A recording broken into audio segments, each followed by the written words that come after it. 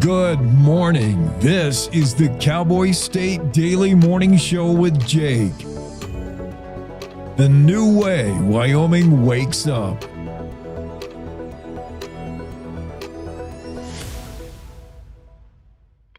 It's time to take a look at what's happening around Wyoming. From the Cowboy State Daily News Center, I'm Mac Watson.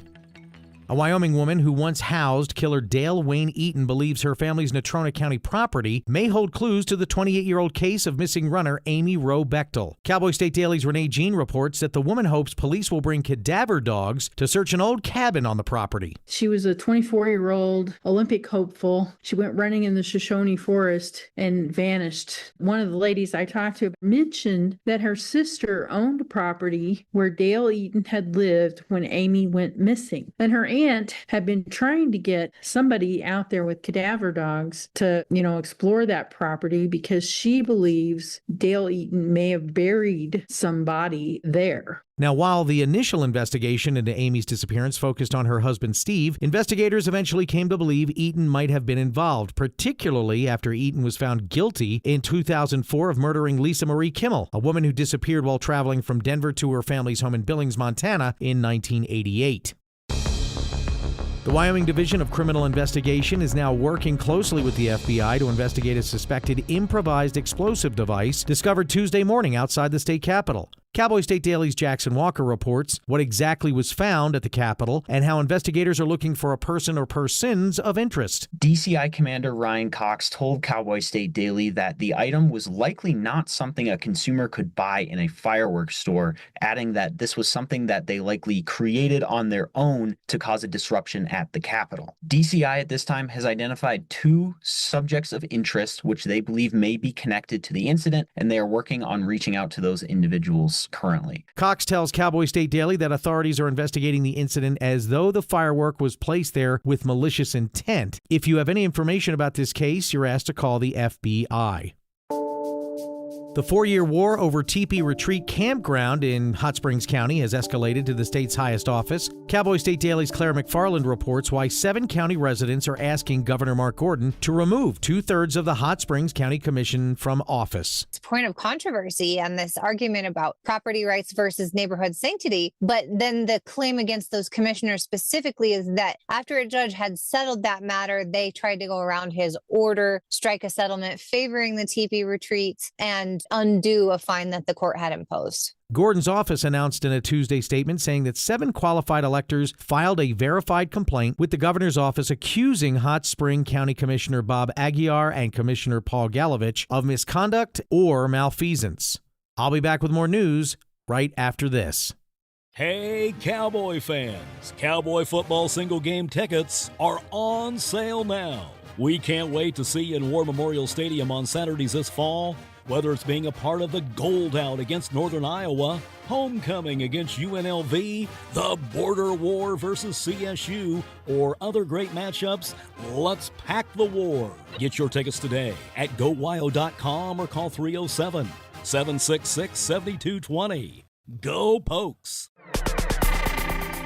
As the government shutdown enters its 3rd week, Senate Majority Whip John Barrasso is saying that GOP leadership will listen to the Democrats' demands, but Cowboy State Daily's Sean Berry reports from D.C. that there is a caveat to the talks. What's going on here? We'll talk to the Democrats about their issues, but only after they reopen the government without conditions. A lot of the Democrats are really wary of whether they would take anything seriously in the future if they vote to reopen the government. So far, this shutdown is the 2nd longest in American history. Government services are crippled and 1 million federal workers are missing paychecks.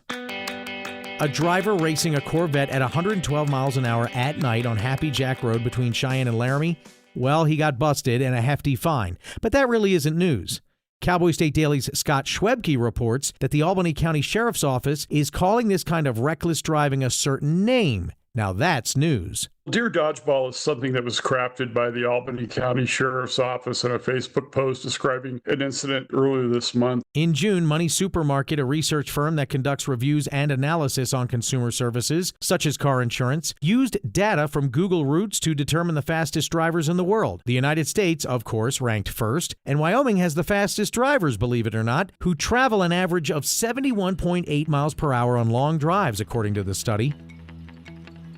And that's today's news. Get your free digital subscription to Wyoming's only statewide newspaper by hitting the daily newsletter button at cowboystatedaily.com. I'm Mac Watson for Cowboy State Daily. There is a road laid out for me. Boxes everywhere. And this is going to be Addie's room. I am blind. You really don't like it. I hope so. Yeah. I know this road is there for me. There is a love waiting. First night here, but Amy seems cool. The ways down by the river. I am blind, but I need not see. I got this. I know this love is there for me. Okay. If I'm really free. Take me down to the river and wash me. Oh, oh, oh.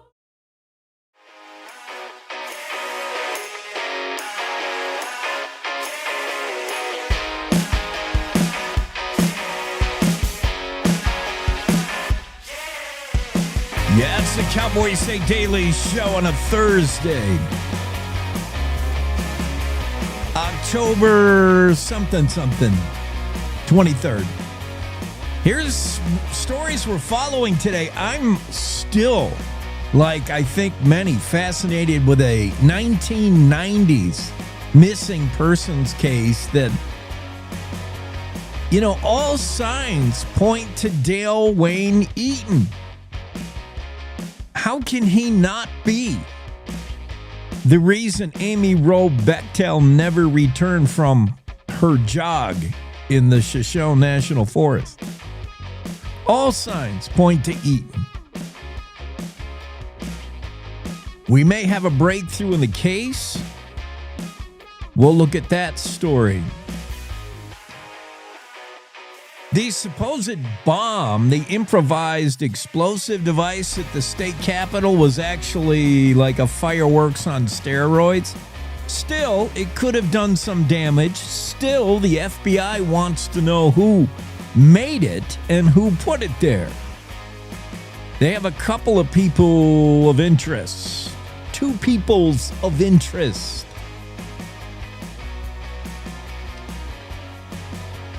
Barrasso says President Trump will not step in to solve the shutdown.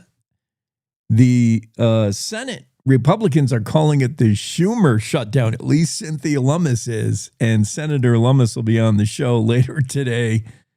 She's just going right to it. She's like, this is the Schumer shutdown. No vote scheduled. No, nothing. Nothing on the horizon now, 3 weeks in.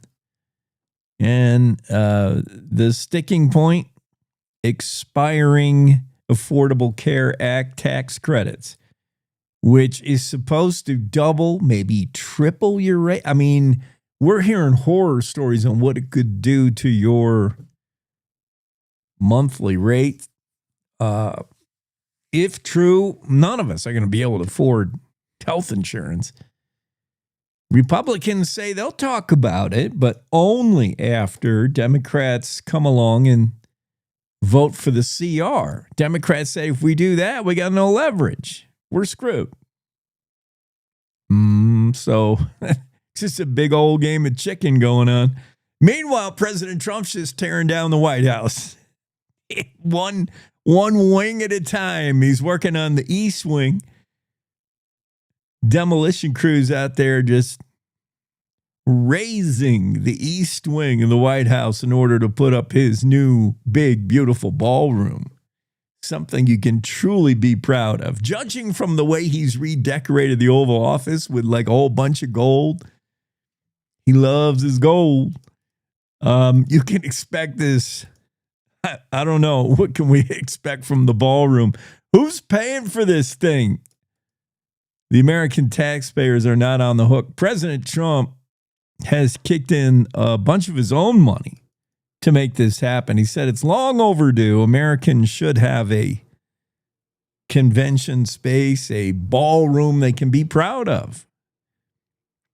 Currently, if the White House wants to host dignitaries or some big old fancy ball, like they do in England, don't they do that all the time? They got Buckingham Palace over there.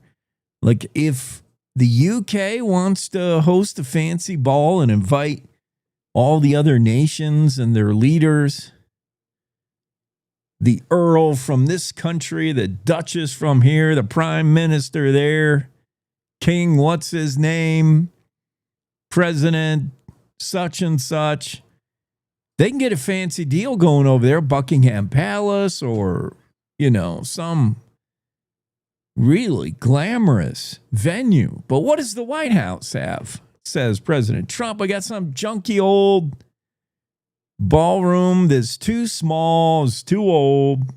That's what he wants to do, is put in a 2,000-seater or a 2,000 capacity, really nice, glitzy ballroom, probably with a lot of gold. Yeah. People are driving real fast on Happy Jack Road. People are driving real fast everywhere. Just leave people alone. We need to drive fast in Wyoming. I'm not saying we need to be speeding like idiots, 112 miles an hour at night when there's animals out. But there's a reason Wyoming is the fastest driving state. We got places to go, and the places are far away. There's a difference between lead-footing it, trying to get somewhere, trying to shave 5 minutes off that trip, according to your ETA on your mapping programs, and then being an idiot who's doing triple figures at night on a road filled with deer and raccoons and everything else. There's a big difference between speeding to save time, prudent speeding, I'll call it, and then, 112, 145. What about that kid who was doing 145 in a brand new Caddy? We'll talk about that later. Australian Shepherd, lucky to be alive. Dottie, woo. I don't know, dogs have 9 lives, but Dottie's got more than one, and she used it up. A mountain lion had Dottie by the head, like carrying it by the head around Newcastle, Wyoming the other day. The family's like, oh, it's over. She went to go get a gun. He got in a car and was beeping the horn. And man, that mountain lion just didn't care about any of it. Walked away with the family's pet dog. Next thing you know, Dottie comes running back. Mountain lion following Dottie. The family thinks the mountain lion was just playing with the dog. The dog's okay, except for a big old couple of holes in its head from the fangs. Mountain lion versus, it sounds like a cat playing with a mouse. This is a mountain lion playing with this little miniature Aussie shepherd. Other stories we got to get to, a whole bunch of stuff. We got special guest, as I said, Senator Cynthia Lummis will be on. It's Thursday, so it's an Ask Abby day. And Dean Sykes, noted author, speaker, will come on and tell us about teenage, Suicide Prevention Month was last month, but that doesn't mean the efforts end. Every month is Suicide Prevention Month, really. Teen suicide rates soaring. What can we do? And what do teens need to hear? Dean Sykes will join us shortly, and we'll talk about that. Meanwhile, here's the day weather forecast. Mostly sunny in Casper today with 64 the high. Riverton, 63, sunny. Evanston, partly sunny, highs 58. Green River, partly sunny, 60. Pinedale, you'll top out around 60 with plenty of sunshine. Alpine, 62 under sun. DuBois says sun will break through today with highs 57. Jackson, sunny, 60. Thermopolis, mostly sunny, 64. Same with Cody. Buffalo, mostly sunny, 62, 66 in Sheridan, sunshine. Sunshine everywhere. 61 in Newcastle. Torrington, the high today, 67. That's the high in the state, mostly sunny. Douglas, sunny and 63. State capital, mostly sunny in Cheyenne, 64. Partly sunny in Laramie, 59. Mostly sunny in Rawlins, 58. Just a gorgeous day.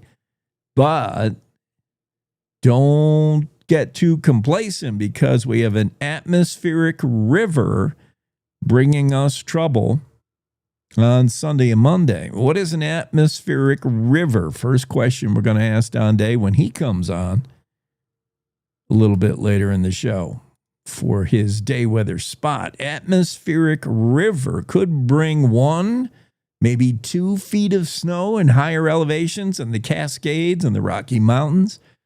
Holy cow, that's going to arrive late Sunday into Monday. So enjoy these days. Today, tomorrow, Saturday will be pretty good.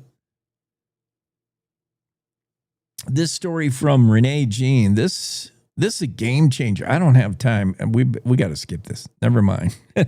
We'll talk about that later. Dean Sykes is going to be here in a minute, so I want to first let's go to this one. We can wrap this one up quicker. Jackson Walker, this story follow-up. People wanted to follow up yesterday when we went off the air with this show and we hadn't had any new information. Now we do.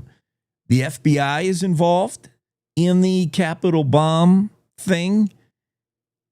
We didn't know that yesterday when the show ended, and we know more about the explosive, the suspected explosive that was left on the Great Seal, like right out front in front of the state Capitol building Tuesday. It was a, quote, deconstructed live firework munition.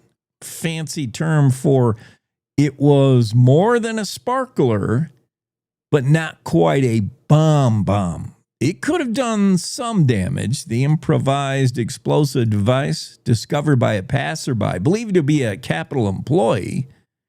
This person brought it into the Capitol. Note to self, don't bring things that look like bombs into the Capitol building. If you have suspicions about something laying on the ground, just don't touch it and go get someone. The Capitol building was evacuated. Shelter in place warning for surrounding Herschler buildings. Turns out it's a device cylindrical in nature, no base, less than a foot in length. It immediately looked to law enforcement like a bomb. They said, it looks like a lot like an explosive. But after further examination, they said the explosive was kind of like fireworks on steroids, not something that a consumer could find or buy at a fireworks store. Somebody made this. The firework was not powerful enough to be considered a bomb. I don't know what that classification would be, but it would not be powerful enough to destroy a building or a car, according to one spokesperson who is Cox in this case, Ryan Cox, DCI commander. So he said it was just like a souped up fireworks. It wouldn't have blown up a car or a building, but it would have done something. I mean, you wouldn't have wanted to be around when it went off.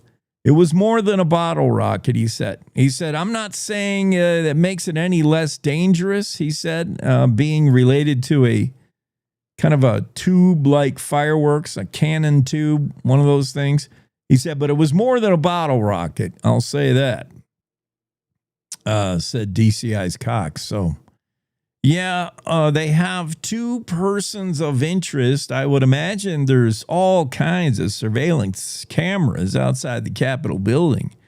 I mean, you can't just walk up to the Capitol building and lay something on the great state seal. There's no way. There's got to be a camera pointed at that. So, unless the dude was in a ski mask or a hoodie or something, I mean, with two peoples of interest, so this story not over yet.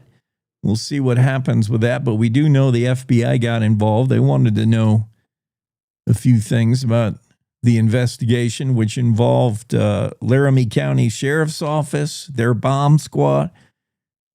DCI was in on it. Wyoming State Troopers, Highway Patrol was in on it.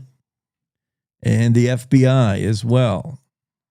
All wanting to know who made a firework or a sort of bomb and put it at the state capitol building.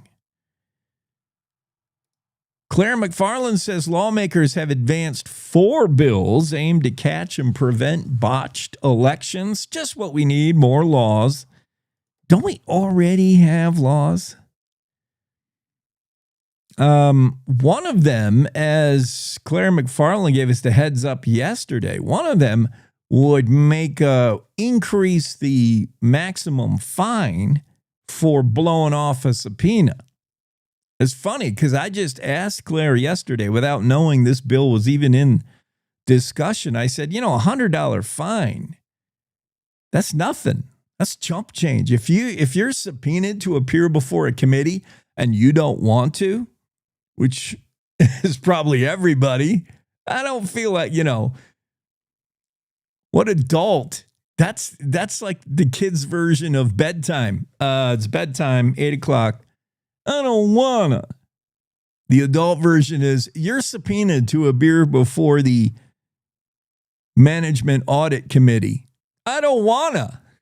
I don't either. And knowing that the fine is $100, geez, it'd take $100 in gas just to drive there. You'd probably like, nah, I don't think I'm going to go. So there's a bill, committee members advanced a bill yesterday that would increase that fine to something more substantial, like $750. Put it right up there with your average misdemeanor fine. 9 committee members that were present voted in favor. Senators Chris Rothfuss and Troy McEwen were not present and didn't vote. They were marked excused, but that moved along. Other bills concerning actual elections, like the second bill would specify submitting false post-election audit to the Wyoming Secretary of State's office would be a felony punishable by up to 5 years in prison and $10,000 in fines. All this is pointed right at, let's face it,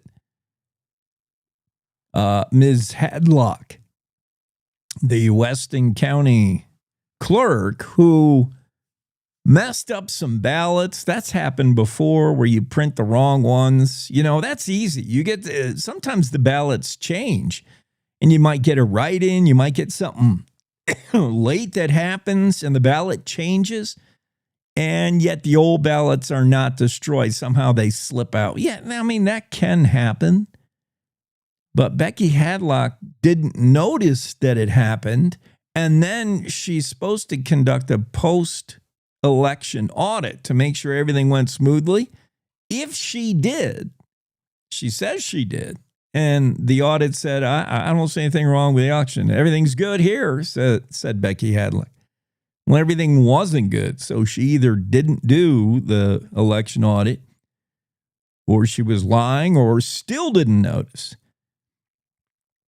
Secretary of State Chuck Gray says, I do want to be very clear here. I believe falsifying a post-election audit is already a felony, Gray said. He added that he supported all 4 bills that are being moved along and headed to the 2026 legislative session. The Management Audit Committee advanced all 4 of these bills all concerning basically Weston County's election snafu. Let's take a break, and I expect Dean Sykes will be joining us momentarily. We'll be right back. Wyoming is a big state. There's so much ground to cover, so many stories to tell. But the Cowboy State Daily News team is up to the challenge. I'm Wendy Core, host of Cowboy State Daily Video News. Whether it's politics in Cheyenne, energy issues in the Powder River Basin, or grizzlies in Yellowstone, our talented crew of experienced journalists are out there finding and telling the stories that matter. What's the best restaurant in DuBois? Renee Jean checks it out. What's the most recent Supreme Court decision mean to our everyday lives? Claire McFarland explains. How is the upcoming elk hunting season shaping up? Mark Hines lets us know. Every day, I talk to the reporters who are covering the topics, issues, and people that are important to Wyomingites, and in our daily newscast, I bring you those stories. Tune into the Cowboy State Daily Video Newscast every morning, only on CowboyStateDaily.com. This is the Cowboy State Daily Radio Network. Hi.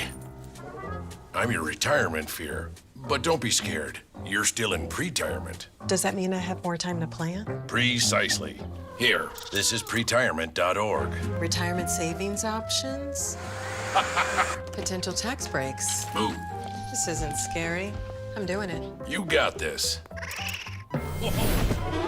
Visit thisispretirement.org for free resources to help you customize your action plan.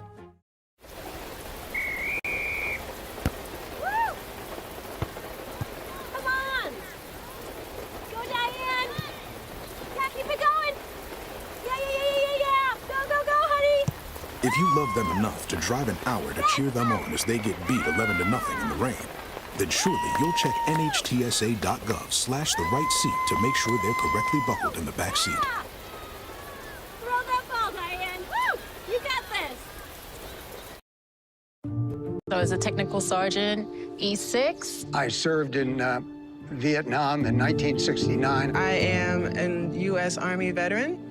Have you ever helped a fellow veteran? Of course. Yes. Try to always be there for each other. I do my best reaching out to my brothers and sisters in arms. Have you ever asked for help yourself? It's always tough, right? I can't say that I have. I mean... If you don't have someone to kind of help you guide those thoughts, it can be really bad. Eventually, you just can't deal with it on your own. I guess it's a part of the military too, right? Service before self. It was drilled in, service before self. And you start to question, maybe people would be better off without me, When you realize that you're not alone, once you take that first step, there's so much support.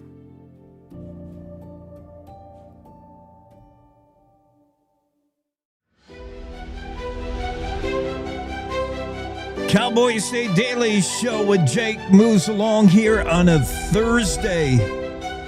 And we have special guests coming into the show. The kids are not all right. Millennials, Gen Z, a generation that's hurting. New York Times writes, U.S. Surgeon General warns of a devastating mental health crisis among young people. The Atlantic says the United States experiencing an extreme teenage mental health crisis. CNN during COVID-19, depression, anxiety among youth, off the charts. I think we know this inherently. We know today's teens, like never before, are dealing with issues we couldn't have imagined when we went to high school. Dean Sykes is here, and Dean has made it a mission since 1993 to reach youth. You can find him speaking to high schools, churches, and prisons across America. Dean's the author of 33 books. His latest is called You Matter. And that's right there. The key is telling kids, telling teenagers, you matter. Words of hope. Dean, thanks for being on. Where do we start? Because, I don't know, do we blame... There is issues. Like, we're not hyping this. Kids No. today, there's bullying, there's self-harm, there's suicide. The numbers show it. You've done a study yourself. I'm thinking it's screenagers. They're on the devices, social media. COVID didn't help. I don't know what caused it, but I hope you can fix it. Well, I tell you, first of all, it's great to be with you this morning. Thanks for allowing us to come on. The thing we're seeing across the country that we see, last night I did my 4,333rd event. So this is what we do in life. And I see so many teenagers who are genuinely searching for hope. It's a hopeless generation. Now, there are pockets of teenagers across the country that are doing great things, certainly. But, I think you hit it right on the top when you talked about social media. I believe social media was created to be the most connecting force on the planet. But it is the most isolating force that exists today. Every day in America, the average teenager will spend up to 7 to 9 hours on his or her device. Now think about that. 7 to 9 hours every single day. Pre-COVID, suicide among teenagers was 5,240 teenagers attempted every single day. Post-COVID, it's 5,600. Let's give your viewers a visual. In an arena that seats 12,000 people, that arena would fill up every 2.5 days with teenagers who bought the lie that their life did not matter in the previous 60 hours. So what we're attempting to do through our assemblies is to show young people that you were created on purpose, with purpose, for purpose. The reason I say to teenagers all over the world, you matter, I get the question every day, well, you don't know me, you don't know what I've done, you have no idea what my life story is. How can you have such a confident assurance that I matter? It's simple, you're breathing. That's it. That's the reason. And so by the very nature that you are here and there is a purpose for your life, the best-selling book of all time says that without a vision, people perish. Or what happens when you have a vision? And a lot of bad things happen to good people, and they bury the pain. And one of the things that we have shared for decades now is what you and I overcome oftentimes becomes our platform. I was sexually abused at 15. I made a vow, I'll never tell anybody. 22 years later, I'd never told anybody, walked into a Home Depot, went down aisle 21, turned right, and walked right into the person who had abused me, and my life unraveled because I had never taken the time to deal with my emotions. And I see a lot of teenagers who aren't dealing with emotions. Dean, we're talking to Dean Sykes. Dean, I want you to just, without great detail, but just explain that because, yes, I appreciate people who have walked the talk. Like, this is where it comes from. For you, you're able to reach kids because you're like, I was there. I was that freshman at lunch, and I hated lunch. I hated gym because they were places where I didn't want to be, man.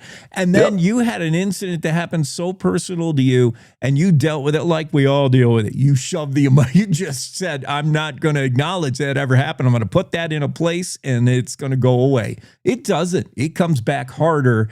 Talk about your experience and why you bring authenticity here. Well, at 17, I failed PE, even though I played quarterback, taught tennis, played golf. I was plenty athletic. I wasn't going to change clothes in front of anybody. Yeah. And my coach says, Dean, what are you doing? I said, I don't need your class. And I lied. My drug of choice from 15 to 21 was lying. I lied more than I ever told the truth. Why? The second greatest commandment ever written is love your neighbor as yourself. If I don't love me, I can't love you. I can't give people what I don't have. So I was living this fake, inauthentic life, burying the pain. Pain seeks pleasure. So I was trying to figure out, why am I hurting all the time? Broken teenagers become broken adults. Brokenness attracts brokenness. It's real simple. And so at 21, I have this encounter where I go, okay, for me, I'm a Christian. I go, God, I don't think you're real. 2 weeks later, I'm sitting in my office. I hear an audible voice say, call mom. I dialed my parents' phone number. When my mother answered the telephone, she was attempting suicide. She was dying. I could hear the life leaving her body. I got her to a hospital. A doctor worked with her, told my dad 45 minutes later, I didn't save your wife. It's a miracle of God. You can go see her. She's fine. That day, I began to realize there was more at play here than what I was doing. Shortly thereafter, I began this journey of talking to students.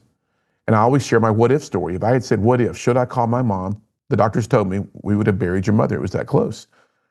When I did not deal with my emotions, if you have a trash can, we put trash in it, Jake, and we just keep pushing the trash down, keep pushing it down. Eventually, there's going to be an overflow. Our hearts are no different. Teenagers are no different. They keep pushing the pain down. They don't deal with it, thinking it's just going to go away. You mentioned something about the lunchroom. Those 25 minutes, Monday through Friday, were my most terrifying moments of my life every week, because I didn't want to be bullied, even though I was one of the most popular guys in school because I created this fake non-authentic image. I was the president of the pep club, editor of the newspaper, played football, played tennis, all the stuff. And I was scared beyond measure. Yeah, the pressure to fit in. It starts, kind of in the middle school. You have got to find your people, your clique, and you got to fit in, man. You got to conform. It's so. It seems like everything for middle school and teenage kids. That's for sure. So you and I, Dean, know that the answer is in that good book, and Jesus has said, me and the Father. Here's the thing: when you want to take your life, that's because you think you don't matter. Your message is you matter. How do you know? Because you read that in the greatest selling book. Yes, the hairs on your head are counted. The Father knew you back when He made Adam. He knew you were coming. Man, that is huge. You count. Oh, I'll tell you a quick little story. I was in a school not long ago, a couple weeks ago, and a 14-year-old young lady walked up to me. She says, "I want to tell you my story." I said, "I want to hear your story." Why is that important to say? Because teenagers need to be seen and need to be heard, right? So she begins to unpack her story. She says, on July 4th, I was going to end my life. I had it all planned. She told me how she was going to do it. She said, I was going to my aunt's house. I was going to, when the firecrackers started, I was going to do it. She said, but earlier that day, I was scrolling on TikTok and I came across your videos. Something in that video told me not to end my life. Truth always is true. Now, here's the cool thing. I did not do those videos on July 4th. I did them months earlier. They were edited, posted, whatever. July 4th, she catches them. A month, 2 months later, I'm in her school. She's talking to the guy whose video was used to help make some impact on her life. And I say that all to say this: we never know. Your listeners, they never know how valuable what they do really is until they actually see it. And sometimes we won't see it.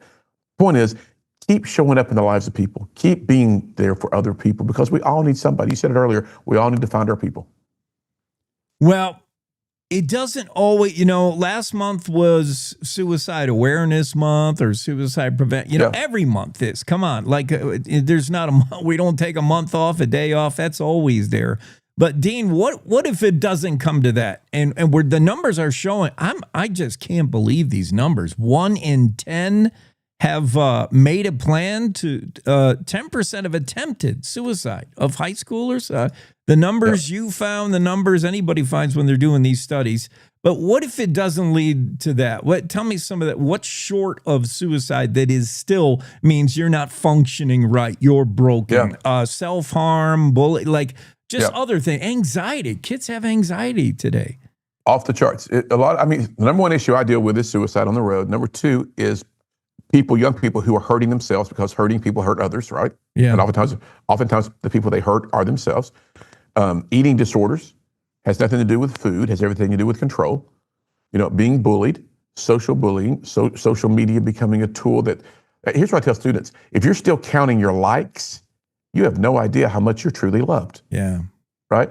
We've had in the last 26 months, we've had 169 million views of our videos on social media. Not likes, views. I say that because I can say one thing that somebody doesn't like and they cancel me today. So if you're finding your self-worth in what others think about you, you're going to live a very disappointing and high-functioning life that cannot be sustained. Suicide is built in threes. A person will think about it, they'll talk about it with somebody, and if not stopped, they attempt it. My job is to help young people understand, no matter what you're going through, take a deep breath. Your life matters. You can get through this. We don't want to just blanketly blame all screens and all socials. You're on the socials, Dan, and your stuff is helping. But I do see, especially with young ladies, girls age 15 to 24, saw an 87% suicide spike over the last 2 decades. For women in particular, I think, young women, the pressure to be that ideal person, you're seeing these influencers and you're like, that's not me. That's never going to be me. I fall far short of that. If that's your idol, oh my, that's not a good place to be. It's the great thing is we're all created in a very individual way. And whatever makes you special, and people go, well, nothing makes you special. No, that's just a lie. You're hearing the wrong voice. There's something that makes you very unique, not better than anybody else, just special. And that's what I really encourage young people to understand. When you look in the mirror, do you see truth or do you see the lie?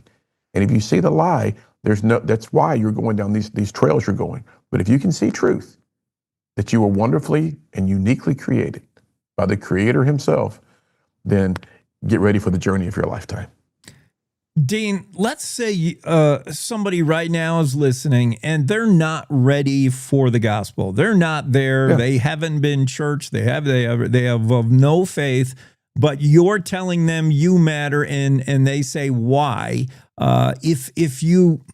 If therefore Jesus, God is, if a creator is left out of that conversation, how can you tell a 14-year-old you matter and back that up without the Bible? Yeah. Here's what my answer to that is very simple. Truth always is true. And I believe born into every person on the planet is a space wholly reserved for truth. And so when truth is heard, it resonates. And when it resonates, people want to know the truth. People want to know that they matter. And they go, well, if God's such a good God, why did bad things happen? Why did you get sexually abused? That's a great question. I wrestled with that question myself. I didn't do anything wrong. Why was I? What? And I realized I had a purpose in my life, that there is, in my belief, there is a real God, there's a real enemy. And that enemy comes to steal, kill, and destroy. And he was trying his best to destroy my life. Well, there's a place where everything that bad happens can be turned into something really powerfully good. I'm one of the guys they call when there's school shootings. I've spoken at schools that have had the shootings. I've stood where kids have been shot and killed. And the thing I always do is I never talk about the incident that brought me there. I talk about the hope for today and tomorrow. And so for a young person who maybe doesn't believe yet, there's hope. Don't give up. Don't get weary in living this thing called life. Because if you weren't here, we'd all be missing someone very, very important and special. We're talking to Dean Sykes. We'll talk about the new book in a moment. He's an influential speaker, author of dozens of books. We are talking about social media and COVID and finding reasons why we're seeing spikes in this stuff. But we haven't talked about family relationships. You know, the nuclear family, the mom, the dad. We see less and less of that from, the 1950s sitcom, Dean, is over when, the teenager would say, Dad, you're such a square. But guess what? Dad was the anchor. He was the one you did go to when you needed an anchor. Yes. But yeah, family. What could we do there? Well, first of all, I have a lot of, when I speak in a lot of churches on weekends, and parents come up to me, I don't know what to say to my kids. Well, start with, how was your day? And you're going to get this answer, fine. What made it fine? Unpack it, ask questions. Again, students, teenagers they don't necessarily want to talk to you, but they need to be seen and heard. I knew that here's a great little story. Turn your phones off, have dinner together. I knew that our family had a challenge when our kids were teenagers. When I was downstairs in our family room after a trip one day, and my son was upstairs, and he and I were texting each other, I knew then something needed to change. Turn the phones off. Get outside. Just go for a walk. Well, that's so old-fashioned. No, here's how teenagers, and I've spoken with, no exaggeration, multiplied millions of teenagers. Here's how they spell love. T-I-M-E. It's your time. It's not the gifts you can give them. It's not that. And if you're a dad listening today, here's the $100 million question. Are you a dad or are you a father? And there's a massive difference. Dads give you what you want. Fathers give you what you need. Fathers are critically important in today's society. The most important job I believe that exists today is a mom who's taking care of kids. Does that mean that ladies should not work? Of course. I mean, I have females on my staff. It's important. They bring a whole other mindset to everything that we do. But there's nothing like a mom. I remember in the third grade, I'm 59 years old, so in the third grade, however old you are, I was having a rough couple of weeks. And I'll never forget the day my mom came to my school and checked me out early and spent the whole day with me. And I will never forget that day. I can still see her at the door of my school picking me up. And my mom made a major difference in my life. It's the family unit is critically important to the overall success of this thing called life. Because if you pull away from the family, you begin to have segmented, broken people, and they have nowhere to go. They don't, and so they try to find their place. They try to find their people, and there's always a trap. Always a trap. If you're a parent of a teen and you want to know how to do better, if you're a teen yourself and you're struggling, or maybe you're not struggling, but you're on a tenuous, whatever motivates you, you're probably already on the internet. So go ahead and search up Dean Sykes. How do we? You've got lots of videos that help out. If we need, before we order the book, we need help right now. I need some message right now. I need to know there's somewhere. Dean Sykes, where do we go online to find you? Yeah, You Matter, youmatter.us. That's all. That's our entire outreach.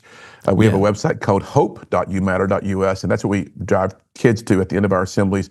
Tons of video content, books there. Just we're all about providing resources. So youmatter.us can get you on that journey.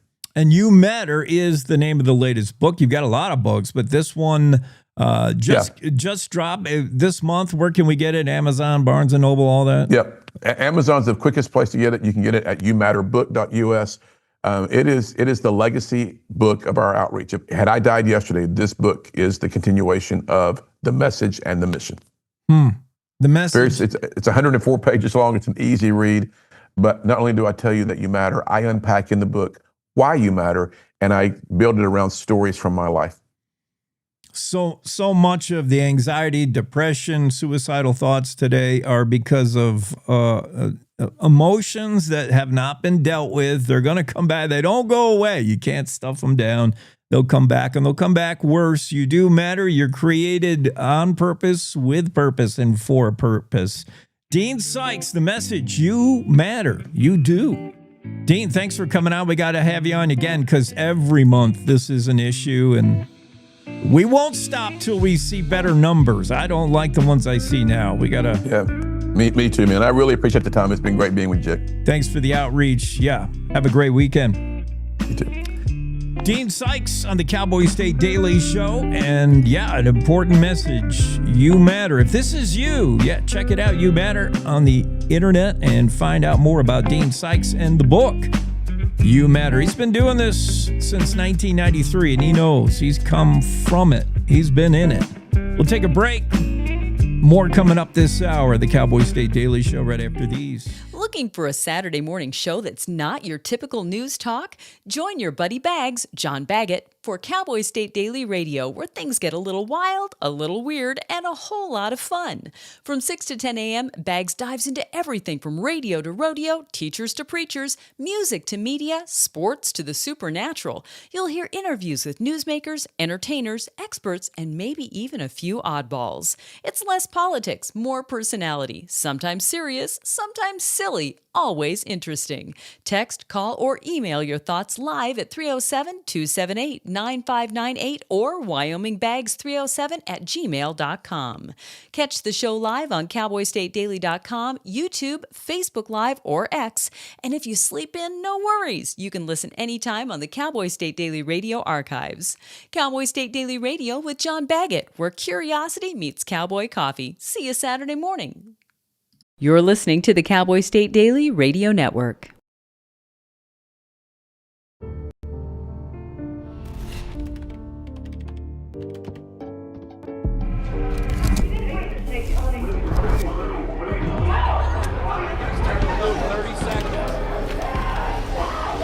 I'm an ex-drug dealer, and I'll be your sub today.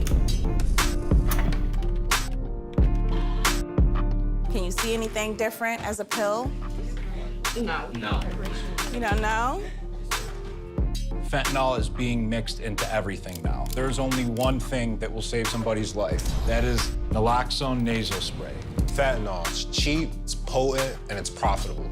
Why would drug dealers put a lethal dose of fentanyl in drugs if they know it's so harmful? Really just all about the money. I just didn't realize that one pill could change your whole life. More kids should know.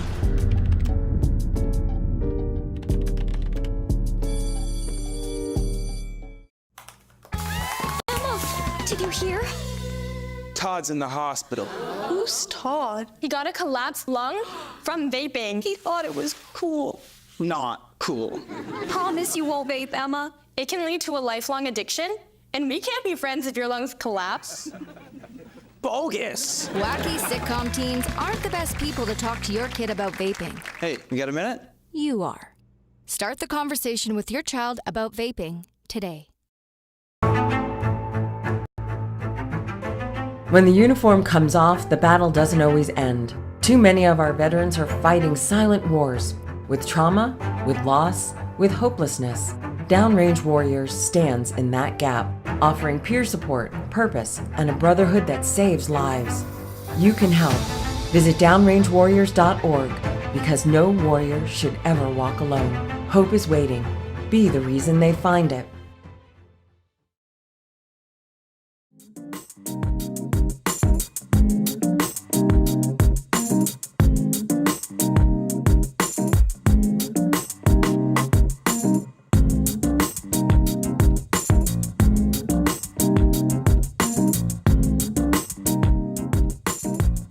So good to have Dean Sykes on.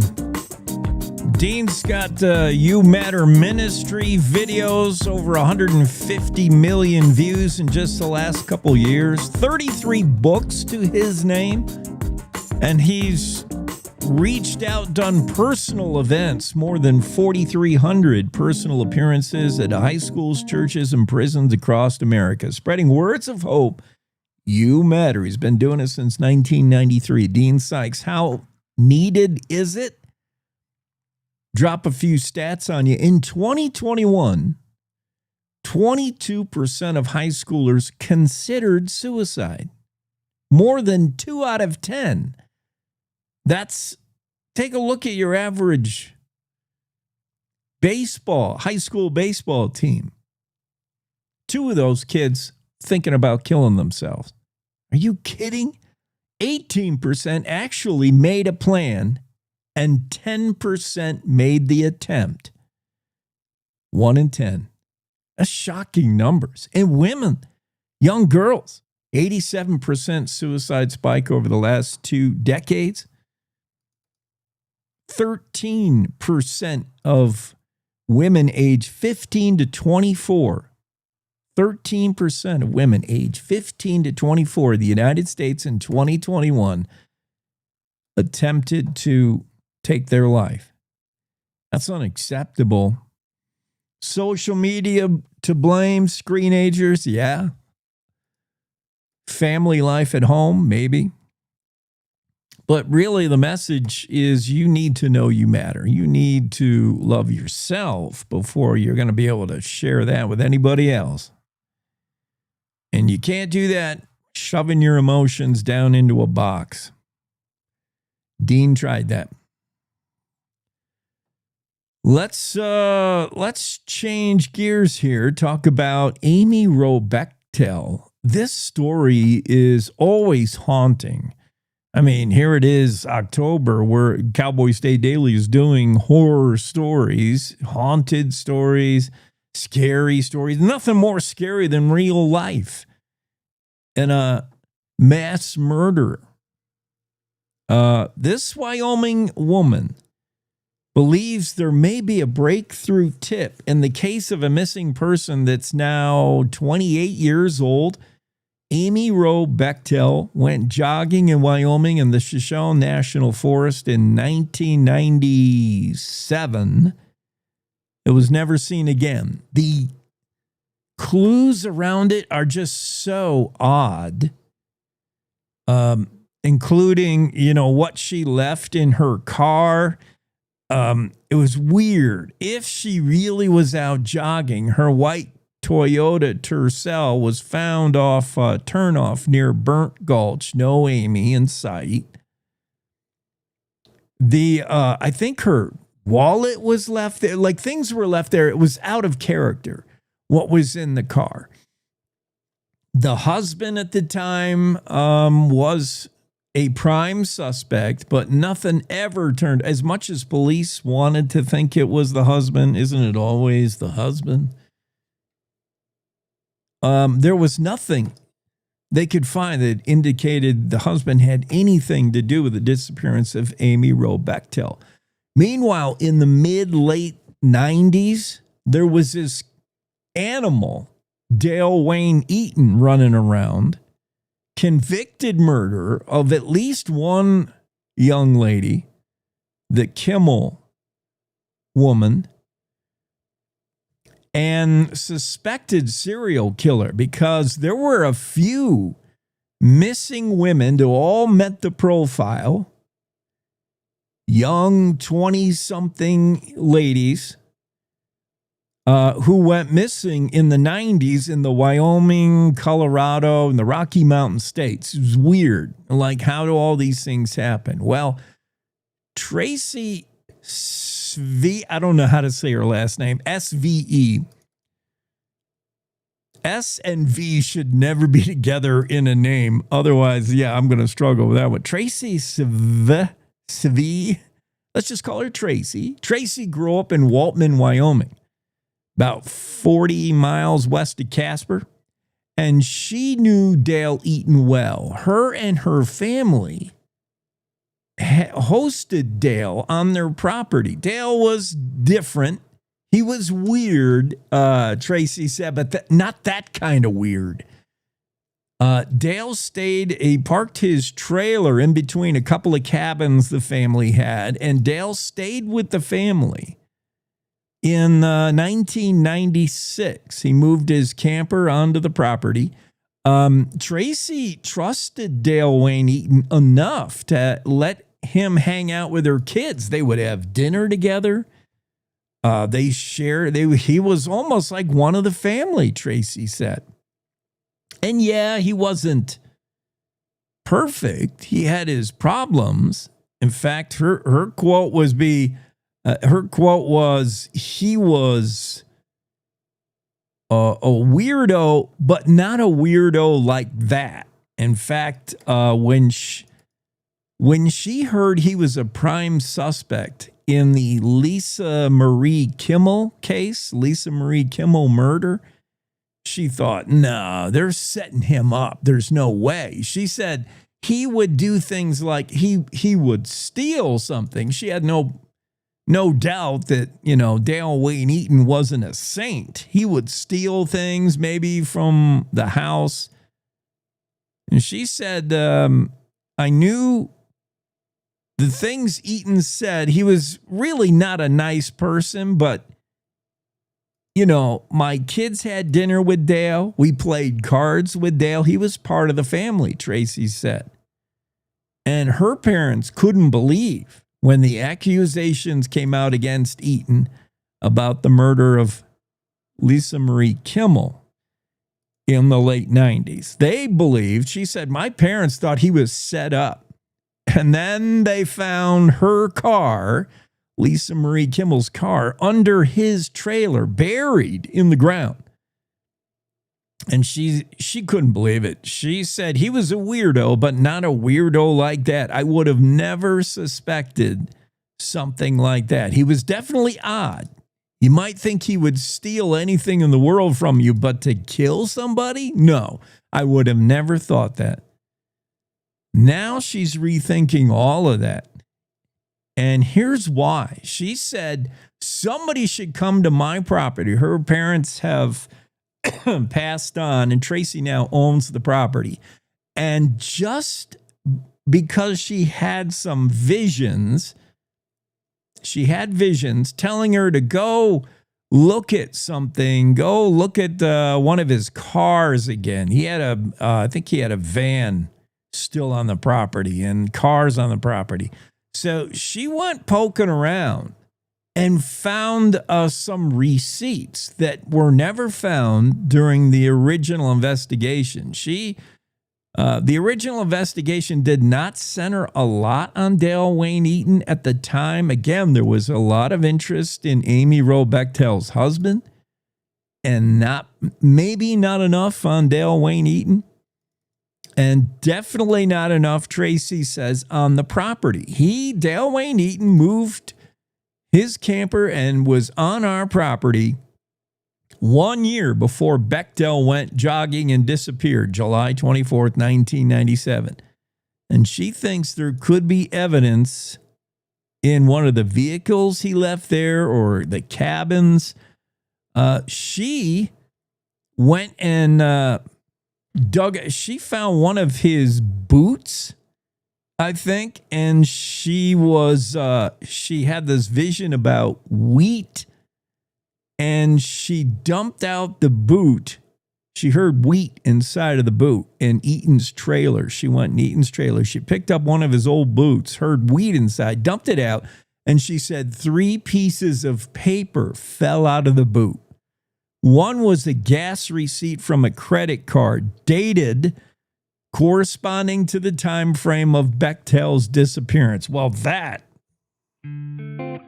sounds like a weird coincidence. That's not the only thing that leads Tracy to believe that investigators should come check her property again and bring cadaver dogs with you, she says. We'll talk more about that. Right now, we got a break for news. Cowboy State Daily Show with Jake continues after the... It's time to take a look at what's happening around Wyoming. From the Cowboy State Daily News Center, I'm Mac Watson.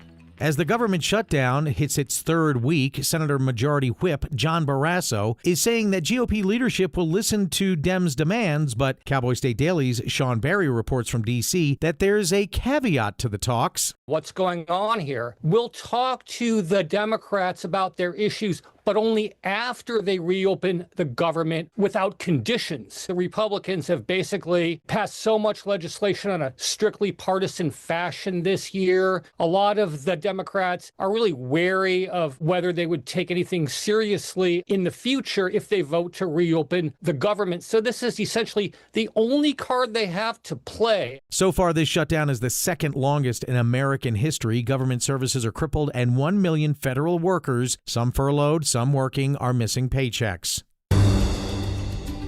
4 bills seeking to catch and prevent botched elections in Wyoming are headed to the 2026 legislative session after the Management Audit Committee advanced them on Tuesday. Cowboy State Daily's Claire McFarland reports this all stems from the Weston County Clerk's mishandling portions of the 2024 general election. How we catch it, how we punish it when someone botches an election. So things like inviting members of both parties or representatives of independent candidates to the post-election audit proceeding. Things like a stiffer penalty when public officials or people don't show for legislative subpoenas. The committee discussed the 4 bills in the context of the Weston County Clerk's mishandling portions of the 2024 general election, which has been an ongoing political saga since last November.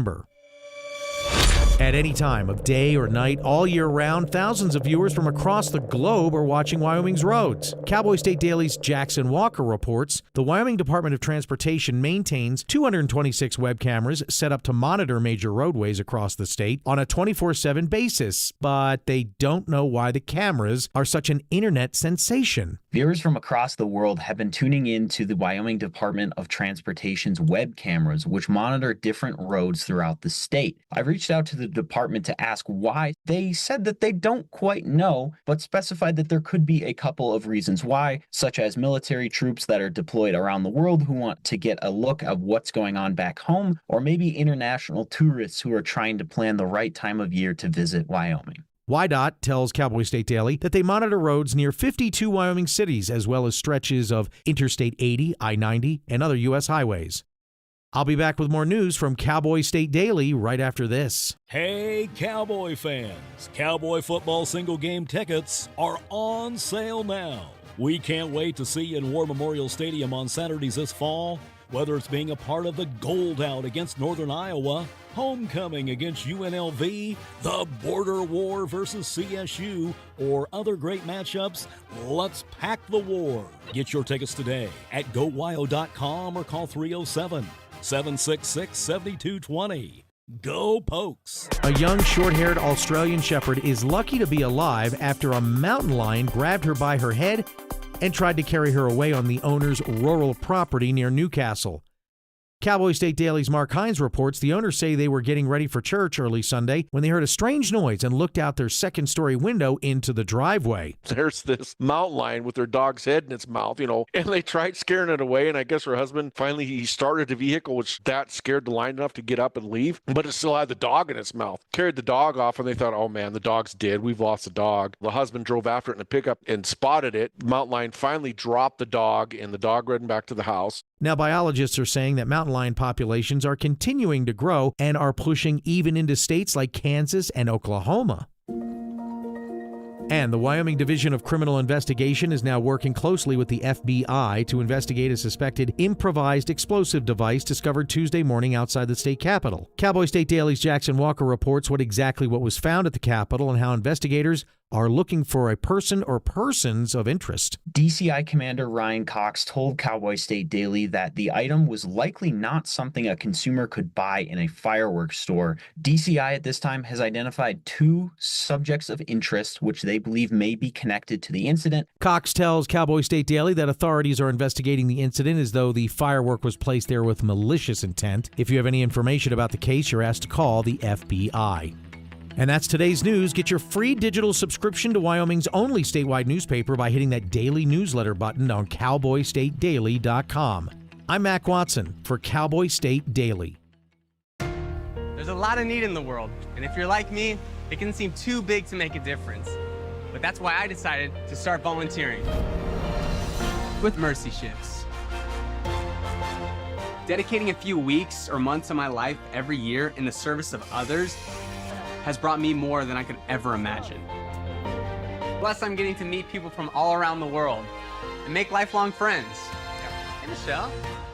And with so much to do here, there's an opportunity for everyone to make a difference. High five.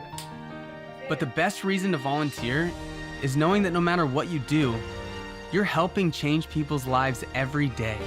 Whether it's for 2 weeks, 2 months, or 2 years, when you volunteer with Mercy Shifts, you'll find your purpose, your people, and your place in this world.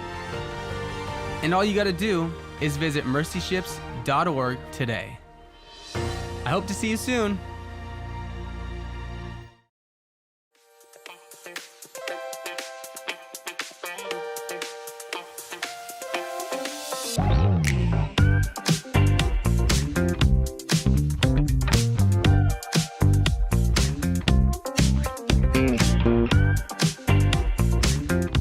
Continuing our discussion on police reinterested in looking again at a place where Dale Wayne Eaton was known to live in Wyoming during or around the time that Amy Roe Bechtel disappeared. Dale Wayne Eaton is sitting in prison. The reason we can't just go ask Dale Wayne Eaton, Dale, did you kill this person too, is he's got his rights, believe it or not. And he's lawyered up, and his lawyers will not allow anyone. And Dale Wayne Eaton doesn't want to meet with anyone, so he's not talking. Meanwhile, Dale Wayne Eaton's brother is pretty sure that his brother had something to do with Amy Roe Bechtel's disappearance.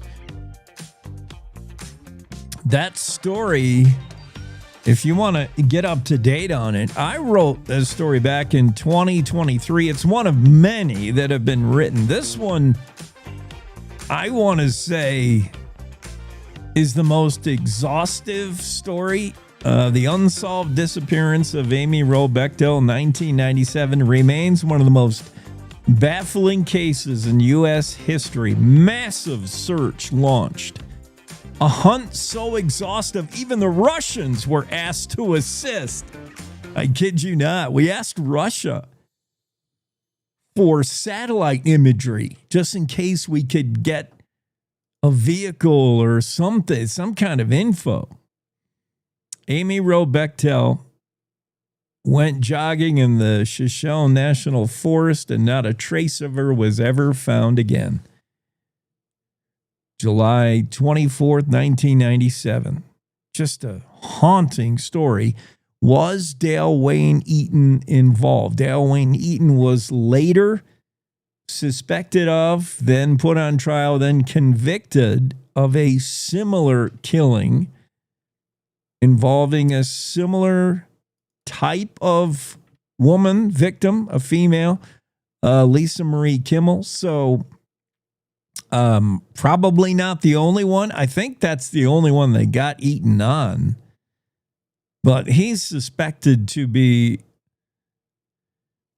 a serial killer of this type. And Amy Roe Bechtel strongly suspected now, for lack of anything else. It's because at this point, 28 years later, we don't think it's the husband. He was prime suspect number one early on. And now the only reasonable solution, if you don't believe in alien abduction or someone can just disappear, is it was Dale Wayne Eaton's MO to prey on young, fit, pretty women and then bury them and bury evidence, which is why there's no sign of Amy Roe Bechtel anymore. That would make sense. Everything starts to add up in hindsight. But it's been a cold case, maybe until now. Tracy, whose last name is SVE, she said her parents, when she was a kid, her parents had Dale Wayne Eaton stay on the property in his trailer. He parked his trailer right between a couple of cabins. And he was kind of like one of the family. Tracy said my kids played with him, had dinner with him. We played cards. Like, he was a weirdo, but no way would we ever suspect he would kill anyone. She said recently, I guess she's had visions. One of them was about wheat. Tracy said, I literally dreamed about wheat. So I went to Eaton's trailer, which is still on the property. And investigators obviously have, I assumed, combed over it pretty good. But Tracy was able to go to Dale Wayne Eaton's trailer, pick up this boot, suspected to be his, I would assume. It's in his trailer. And she said, I heard wheat inside of it. She shook it. And so she tips it upside down, dumps it out, and 3 pieces of paper fall out. Why did investigators not see these? One was a gas receipt from a credit card with the date on it, I assume to be 1996, 97. It corresponded with the time frame of Bechtel's disappearance. So you got a gas card receipt, credit card receipt from a gas station from 1997, presumably. She said she had other visions that led her to check out Dale Wayne Eaton's van, which is still on the property. How creepy. She said it was a very old van. She said, I pulled the entire roof off of the van and I pulled the liner out. And in the liner, it comes apart. She said, in the liner, I found pieces of paper with dates on them, as well as a newspaper article, Tracy said, which was also dated around the same time frame as Bechtel's disappearance. This sounds very, very suspicious. Why was it not found previously? Why hadn't investigators concentrated on Dale Wayne Eaton a little more, a little harder? Now, investigators say they don't put a lot of stock in visions. They're not all about visions, but investigators on this case say they're interested in what Tracy has to say, and they definitely may revisit this scene because Eaton has been known to bury evidence before.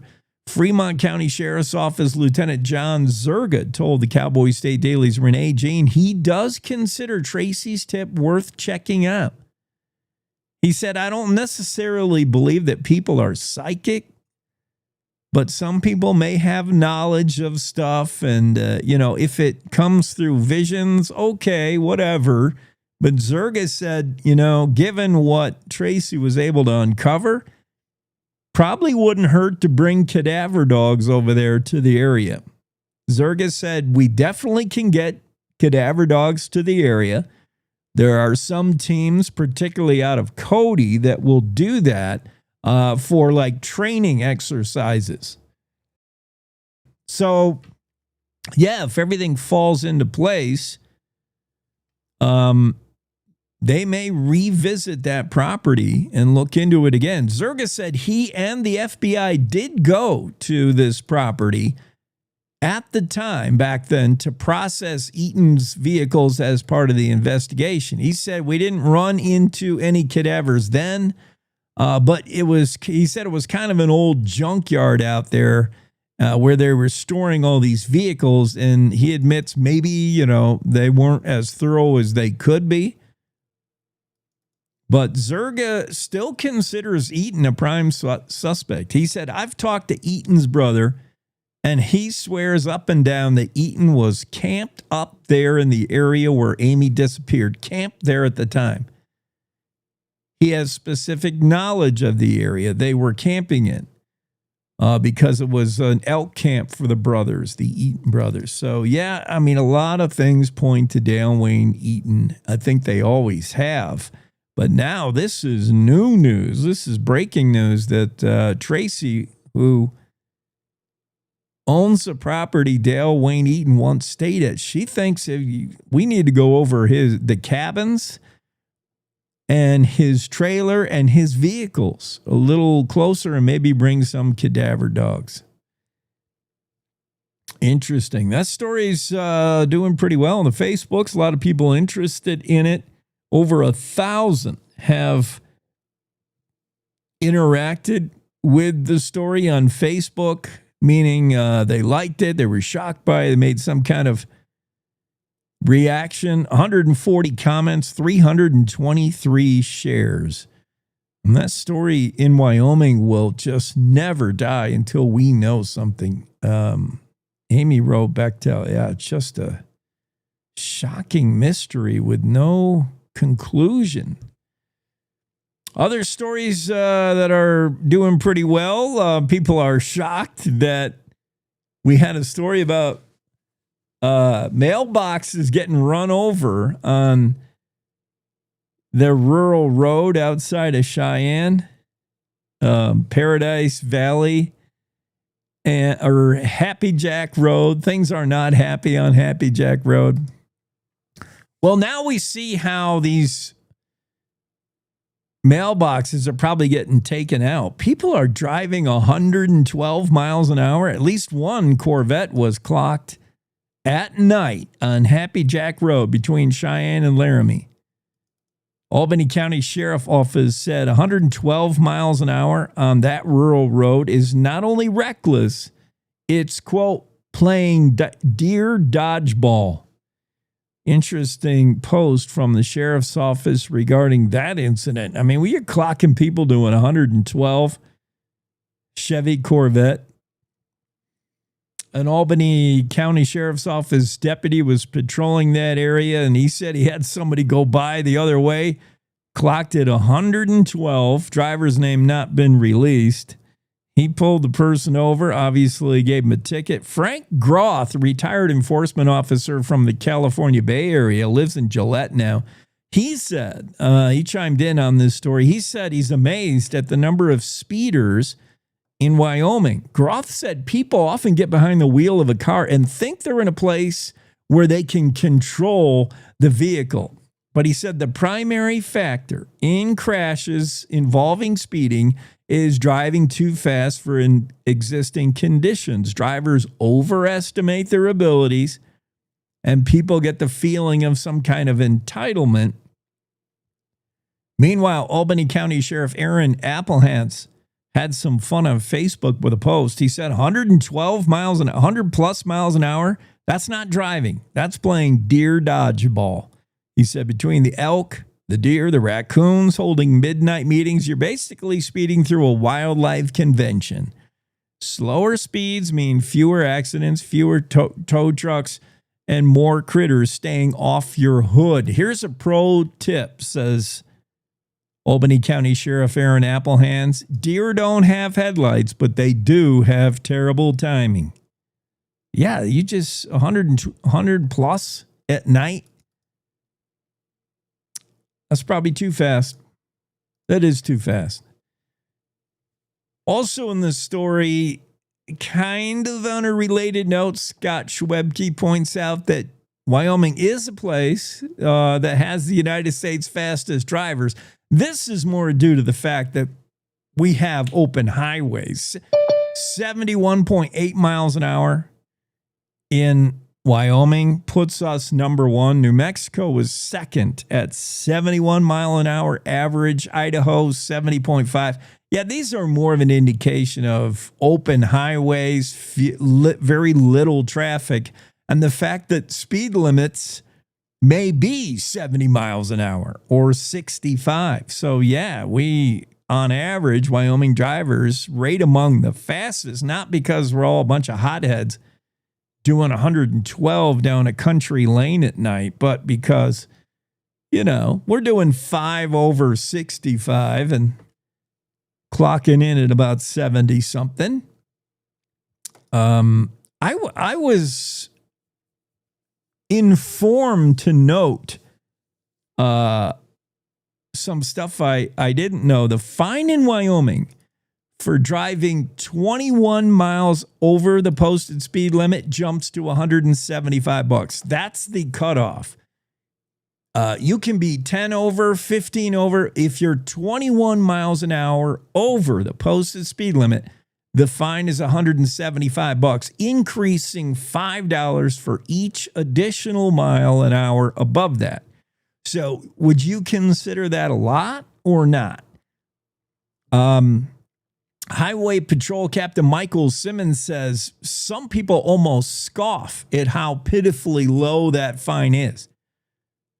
21 over. So if you're doing, 80 in a 55, you're looking at approaching $200 fine. Some people don't think that's very much. And also add to that the fact that Wyoming does not have an insurance point system for traffic tickets. I thought we did. I thought if you rack up one traffic ticket, your insurance goes up. You rack up two, your insurance spikes even higher. There is no insurance point system for traffic tickets in Wyoming. I didn't know that. And that combined with the fine that some state troopers think is too low is why people just, they don't feel it's a big deal to go speeding, I guess. Let's see. Let's check in with a real lead foot. Don Day in the day weather forecast. We'll ask Don Day what he considers a speed reasonable and prudent. Don, we were talking about this story about somebody got clocked doing 112 on Happy Jack. Wyoming's full of fast drivers. It's dangerous at night because you got animals out there. But if you're trying to get somewhere, if you're driving, Riverton to Cheyenne and you got an appointment you got to get to, what are you doing typically with the speed limit? Are you and remember, no law enforcement is listening. This is not a bias. Sure. You can't incriminate yourself. Are you like right at 50? Like if it's posted 60, what are you doing if there's no traffic? Road conditions are perfect. Are you doing 60, 55, 65? What are you doing?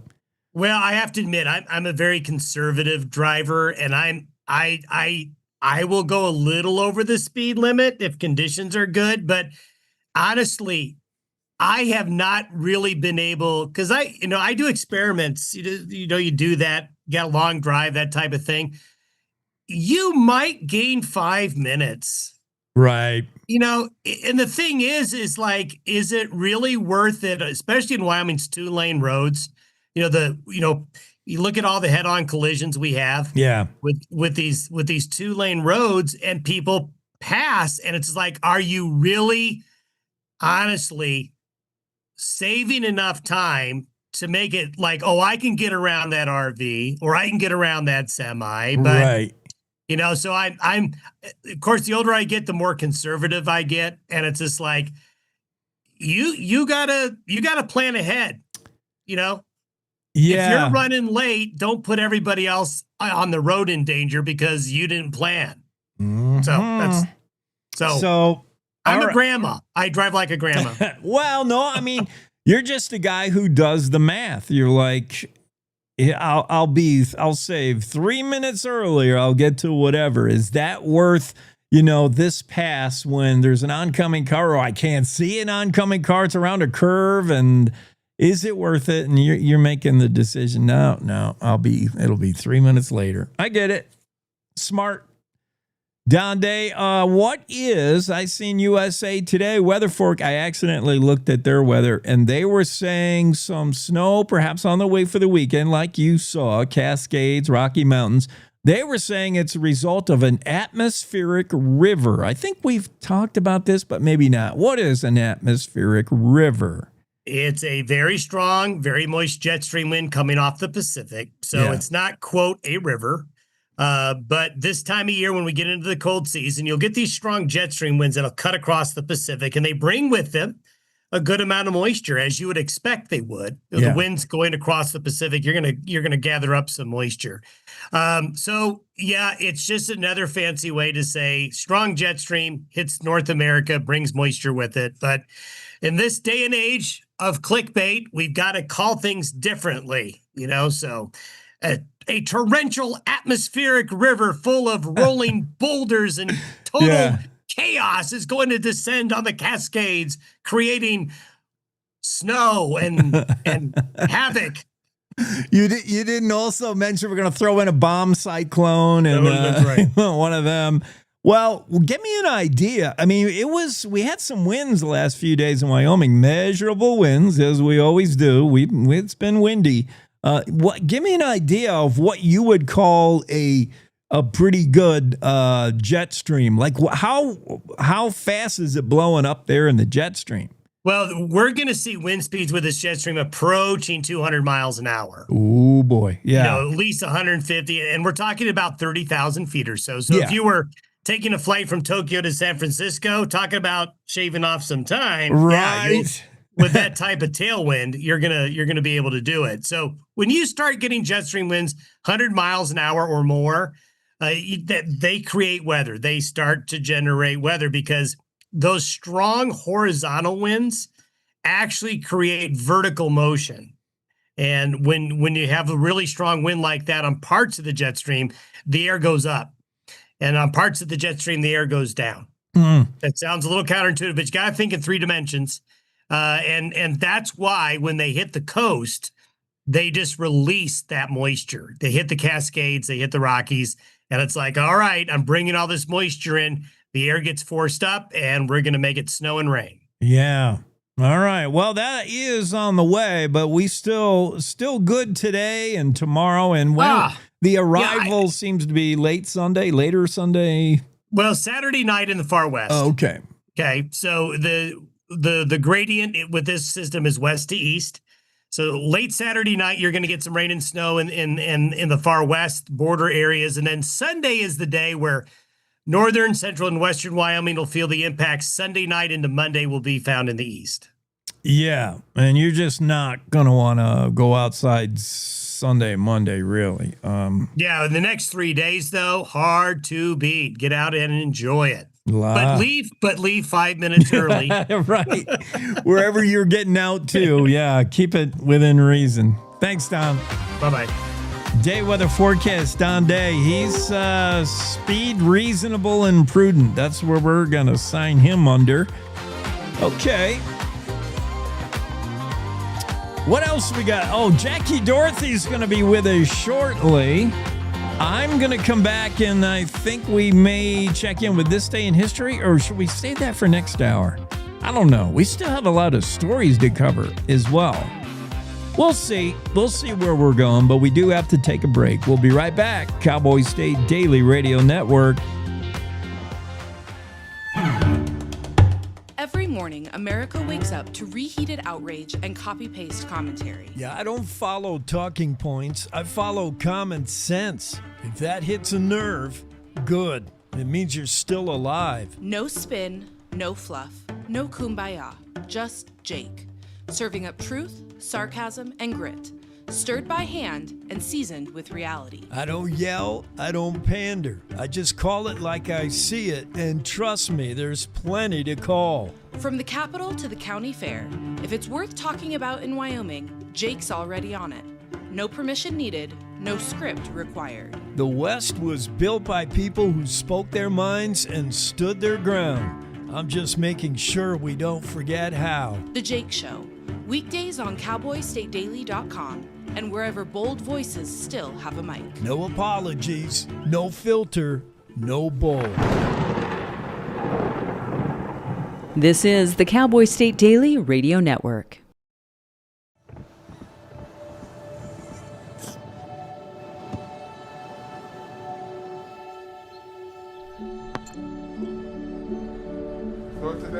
I don't remember how it started.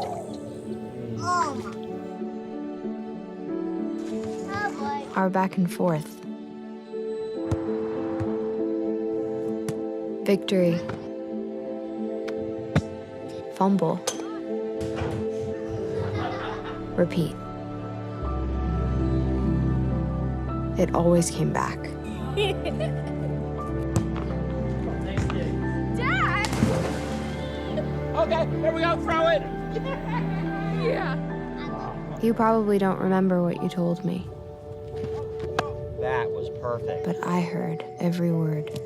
Nice.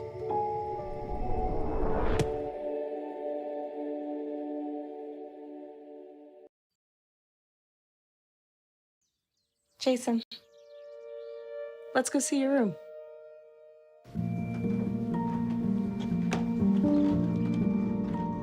What do you think? We kept it a little spare, so you can decorate it how you like.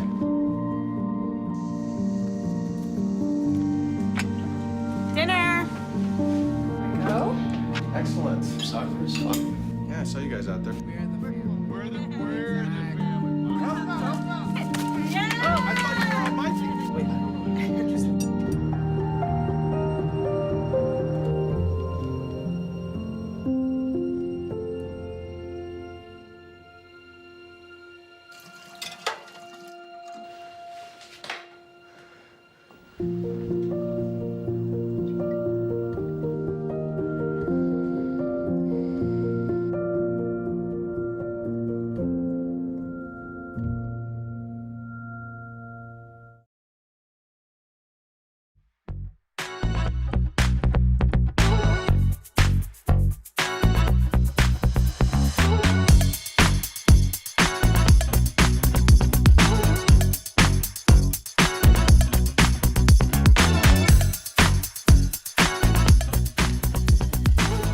We're going to enjoy more of this music while I drink coffee.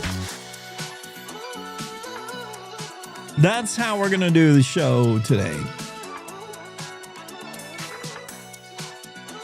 With a lot of coffee drinking.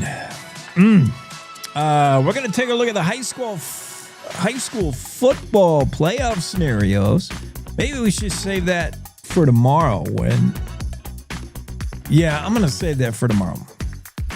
Because tomorrow's high school football day. Final game of the regular season for high school football teams across the state. Let's take a look at this story. I can't make any sense of it. I've read it twice, and it's not Dale's fault. Dale Killingbeck writes the story. It's just the twisted world we live in. I call it twisted. Maybe this is the new norm. Orange is the new black, and this is the new normal story. For me, I can't follow it because it stops making sense. Isn't that a Talking Head song?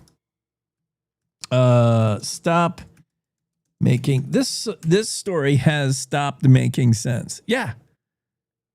It's a Talking Head song. Well, you people should really listen to this show to learn something. How smart am I? I'll tell you how smart I am. I called the firing, it wasn't a firing, but it was basically a firing, of the offensive coordinator of the Wyoming Cowboys. I called that Monday.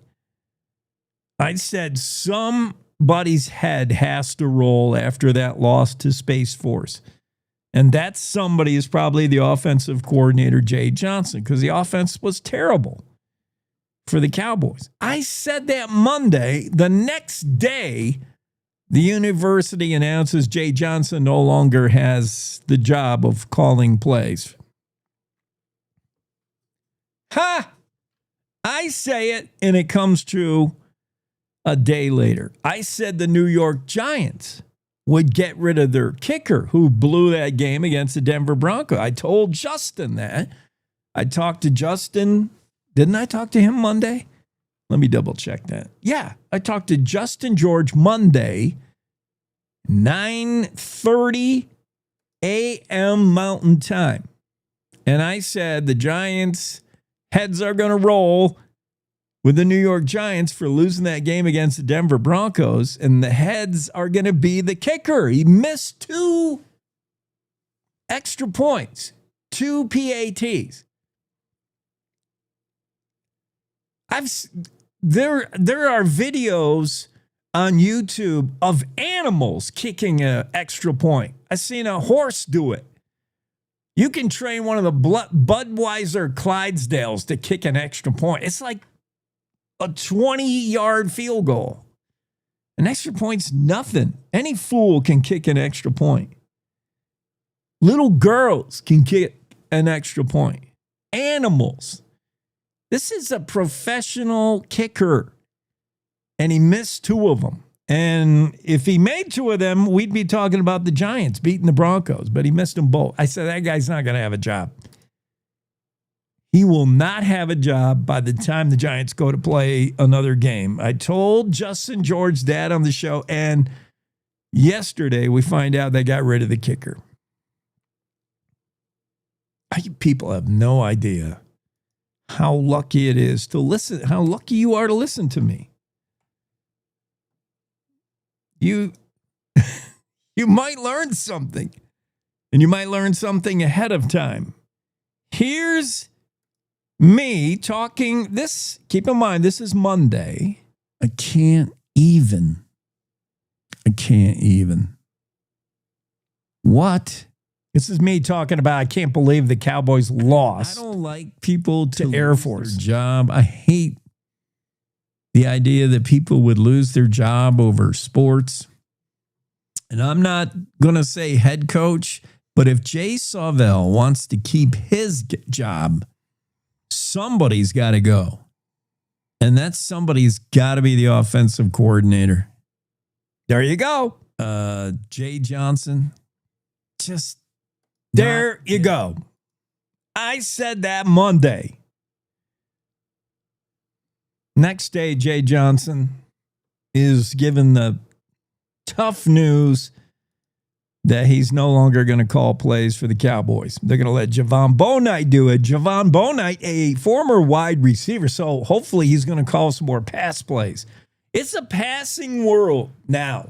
This is not Nebraska Cornhuskers 1980, where you run the Oklahoma running the wishbone. This is a passing game anymore. You can't just run, pass. You got to throw the ball, man. On first down, you got to throw it downfield. We got weapons. Sargent will go get it. That other kid, what's his name? Take that playbook, the play sheet, that the guy, they always put it up in front of their mouth so nobody can hear him calling the play. Like anybody is lip reading.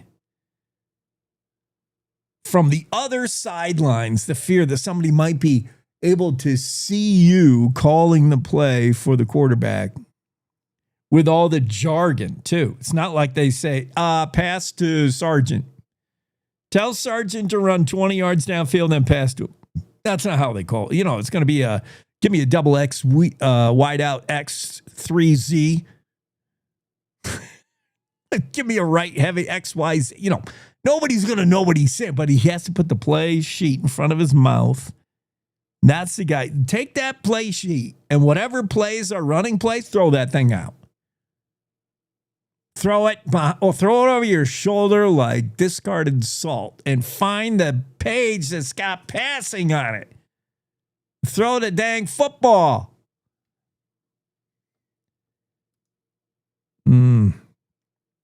How did I get off sidetracked on that? I wanted to talk about this Casper man accused of trying to burn down his ex's house, but yet save the pet snake. Watch how fast this story just turns into a garbled ball of yarn. I can't even follow it anymore. And it begins with the double take you have to do when you hear David Wilkinson is accused of trying to burn down his ex-boyfriend's house. Wait a minute. David and his ex-boyfriend. Every time I hear something like that, maybe I'm OG. I'm of an age where I do a double take on those. I do the stylus, when you rip the needle off the record player. See, that's how OG I am. I'm talking record players. When I hear 35-year-old Casper man accused of trying to burn down the house of his ex-boyfriend, and do I have a sound effect for that? The record needle going boop. Or I used to have a thing where you back up, where it was like, I do the double take because there's something about that sentence that doesn't sound right. It doesn't gender fit my thinking. Then I'm like, oh, okay, I see. He's gay. That's fine. No judgment. You do you, but it does cause me now to be confused by the whole story. David Wilkinson waived his preliminary hearing at Trona County Circuit Court Tuesday. Charges of first-degree arson, third-degree arson. This happened back in July, and this story just goes off the rails real fast. 3:42 a.m. in the 2200 block of Sagewood Avenue, July 16th, the Casper PD and fire department respond to a residence on fire. David admitted to smoking his cigarette in the garage earlier, and then that cigarette turned into a fire. David felt bad, I think. This is me paraphrasing because to actually read the story just boggles my mind. David accidentally or on purpose started a fire. He even posted saying something like, whatever, your place is on fire, to his boyfriend who had kicked him out of the house. They were cohabitating. But David felt bad about the snake. There was a snake inside. I'm not sure whose snake. David grabbed his snake and looked for his two cats. Okay, so I guess David was mad at his boyfriend in the house who had thrown him out. And so he allegedly set the house on fire and then he had to do a double take and said, oh, wait a minute, my snake and my two cats are in there. So he went in for the snake. There's no mention of what happened with the cats. Meanwhile, there's another guy involved and a fiance involved. And that's where I just lose track of the whole thing. Apparently, David Wilkinson told the fire chief that he went out to the garage to smoke, came back, and then made a statement along the lines of, well, have fun with that. Your garage is on fire. Oh, I think he told that to the ex-boyfriend. Yeah, there's a boyfriend. The boyfriend is got a new boyfriend, or named in the story as simply a fiance. I don't know the gender. And they had been out drinking. They had been out smoking marijuana. Somebody blacked out. This story gets real Casper real fast. There's people smoking and drinking, blacking out, and then burning each other's house down. Former boyfriend is involved, a fiance, and then I'm like, what is happening? And the whole story stops making sense. Talking Head song. Jackie Dorothy will be on in a moment. Maybe we make sense of something with her. Jackie's smart. Wyoming is the cowboy state. From corner to corner, there are so many stories to be told, and more cowboys and cowgirls are turning to the Cowboy State Daily News team to keep them in touch with what's happening both locally and in other parts of Wyoming. I'm Riley Strand, videographer and production assistant for Cowboy State Daily Video News. We're proud to bring the most important stories to our viewers every day. The stories that start conversations, the stories that make us laugh, the stories that make us think. Our experienced journalists at Cowboy State Daily are crisscrossing the state every day, talking to those who know the news best. Every day, host Wendy Core and I talk to the reporters who are covering the topics, issues, and people that are important to Wyomingites. And in our daily newscast, we bring you those stories. Tune into the Cowboy State Daily video newscast every morning, only on cowboystatedaily.com. You're listening to the Cowboy State Daily Radio Network. Sometimes fatherhood I'm the first Viking who wouldn't kill a dragon. can feel like an epic battle. But you will. But you can change your kid's world just by being there. And with a little help, you won't believe how high they can soar. All right, bud, you ready? I'm proud to call you my son. Come on! Never stop being a dad. To learn more, visit fathersincorporated.com.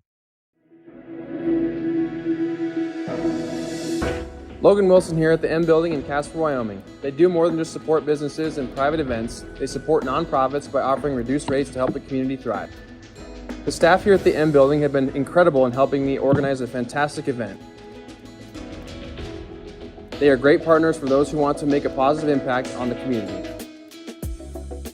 Come check out the M for your next event.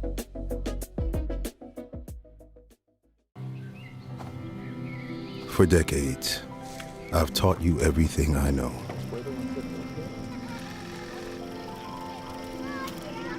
How to safely build a fire. How to control the flames.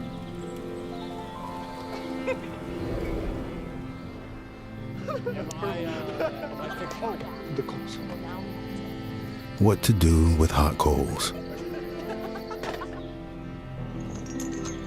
How to secure your chains. There's no sparks.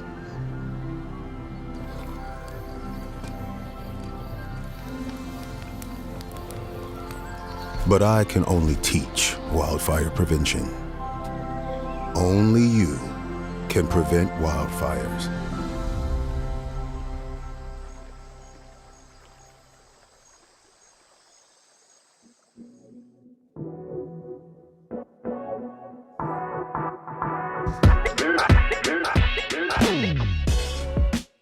Cowboy State Daily Show with Jake and Jackie, and this segment, otherwise known as the long hair segment. Jackie and I. There we go. You too. Look at you. It's winter time. We got to get ready to stay warm. Yeah. That's my plan, at least. Yeah, you're right. You're right.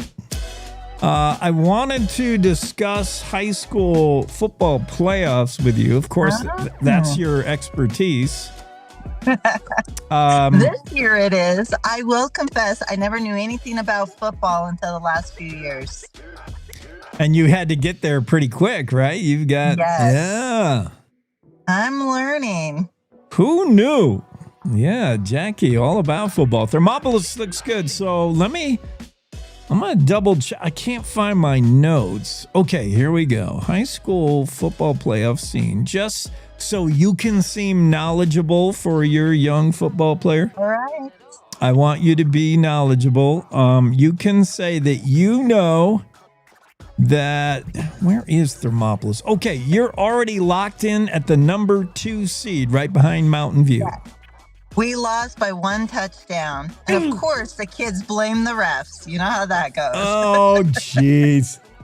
They're lucky to even have refs. I mean, nobody wants. Who would want to be a ref for how much money? Oh, my goodness. Not me, that's for sure. Right. I mean, you can. But it was pretty exciting. We had a very good game in Mountain View, and now we're looking forward to the playoffs. And it's been a great season for these kids. Yeah. And if you're going to go far, if you want a state title, you'll probably see Mountain View again, the rematch. But yeah, coming in as a number 2 seed, that's pretty good. Thermops had a great year, man. They really have. It's been fun to watch. I even know to cheer for the right team this year. 2 years of studying high school football, and you know what color your guys wear now. What color are you guys? Blue? Most of the time, we're purple and gold. Purple and gold. I say most of the time because we have away uniforms, home uniforms. Yeah. That was confusing to learn that. Well. But I do know what 1st and 10 means and to cheer when we make it. Right. And I know what the red zone is and touchdown. How many? I am learning it all. How many home runs Thermopolis has hit? You know all that stuff, Jackie. Yes, I have said that before. Oops. I said, "Oh, look, we've." I forgot what I was saying, but when you move down the field and yeah. Oh, I had another word I was using. Another sport, definitely baseball terms. I was throwing around for a while there. Maybe still. That's okay. Yeah, we're all Thermopolis fans. I'm rooting for Thermopolis. We appreciate that. I know you call us the Boilers, so go Boilers. That's right. Instead of the Bobcats. Boilers. The boy and Bobcats is a good one for us around here, by the way, because we do have quite a few Bobcats that live in the county, and mountain lions and bears. You and Newcastle. Did you see Mark Hines' story about Dottie, the Australian Shepherd, got took away by a mountain lion? I did. And then we had that mountain lion, that young one at the golf course. Oh, that's right. To leave his kill right alongside the road. It's like, oh, here's a good place to hide it. Right. And that's what mountain lions do when they can't finish the whole deer. It's like, I'm going to save some for later. They put a few sagebrush balls on it, and they want to come back. And it was funny. I was talking to a friend of mine. She goes, we definitely knew it was an adolescent male because he thought it was hidden, and he hid it on the highway, right on the road. Yeah. Like, no, that doesn't work. Rookie mistake. Any seasoned mountain lion will tell you don't hide them next to a golf course or by a road. Come on. That's not hiding. Yeah. And the antelope are the what's a handicap on the golf course? Because we have so many antelope out there and they just can't keep them off. They love that grass. Right. So, yeah, golfers have learned to just, take an extra stroke. That's a mulligan. I hit a pronghorn. That doesn't count. I want to know about the 3D printers, and you can make a robotic hand, and your whole story about Makerspace 307 in Riverton. It's really cool. This really fascinated me, especially when I found out people come from Casper and Jackson to go to this Makerspace. It was built, first of all, with a 3D machine, and that hand was made for a local guy that was born without a hand. And it did take a lot of challenges, he said, to learn it, but you had a fully operational hand made on a 3D printer. And this was 10 years ago, and the technology is continuing to advance. And the things that are coming out of this makerspace, let's just say I have a few more stories because I really want to go deep with some of those fun things that they have produced. Interesting. Yeah, I did a story years ago. I can't think of how many years ago at the Jackson Hole High School where they just got a 3D printer and a lab, and they were so excited about it. And I couldn't believe the things you can do in a 3D printer. They're not printer. That's just such a misnomer name. I mean, they create you can make anything in these things, it seems, even a artificial hand. It's so weird. And it's funny you mentioned the Jackson Hole High School because they're the ones that came here. Because our makerspace, they've expanded beyond 3D machines, and they had what was called a vacuum former. And so they were able to create molds for the bodies of their robotic birds. And so they came all the way here to create these molds. And so it's really just a collaboration across the state here. They have a laser cutter. So we have one lady that makes these giant stuffed spiders, and she cuts all her patterns out using the laser cutter. Because she was doing it by hand and just losing so many. It was taking her an hour to 2 hours, what she can do quickly with the laser cutter. Dang. So it's just about innovation and exploring it. it's really neat. I actually am planning on going back to play a little bit. Oh no, we lost Jackie. Yeah, speaking of technology, she got bumped off. That's the old unshakable Thermopolis Wi-Fi there.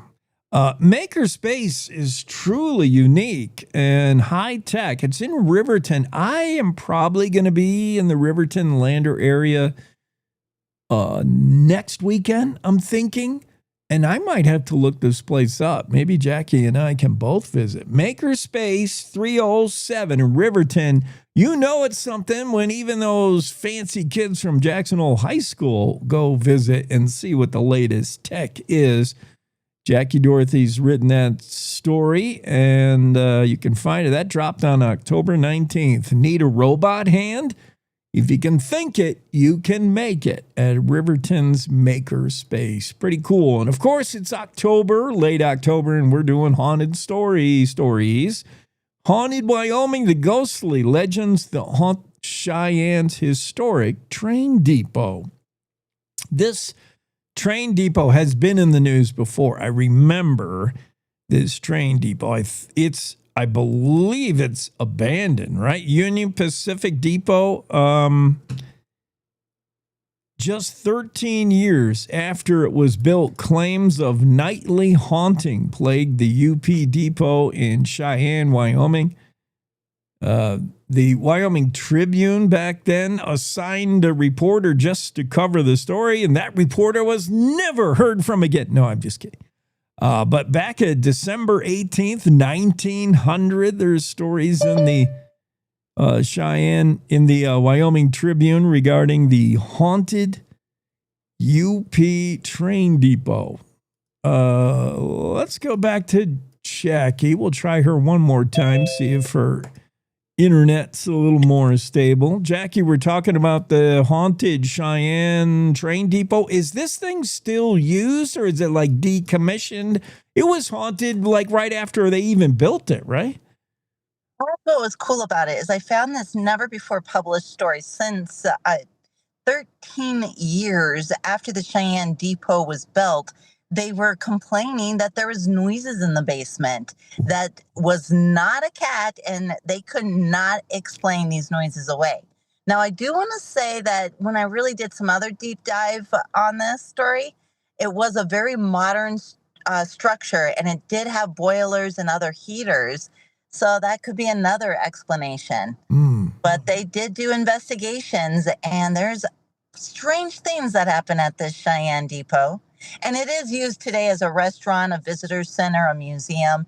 Great place to visit. I definitely recommend it. We've spent many afternoons at the Cheyenne Depot just enjoying the history, and what they preserved there is amazing. And it almost got torn down.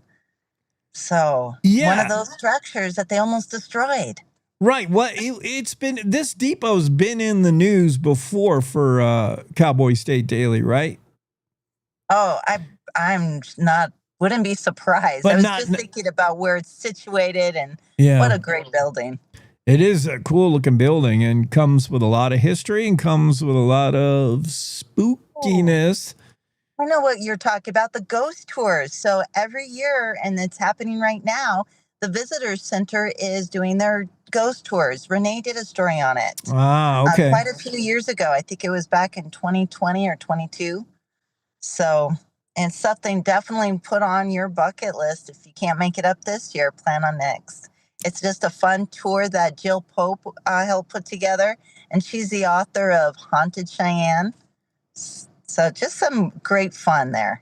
It looks like eerie looking building. Like I could see where a few ghosts are roaming around in there. I could totally believe that.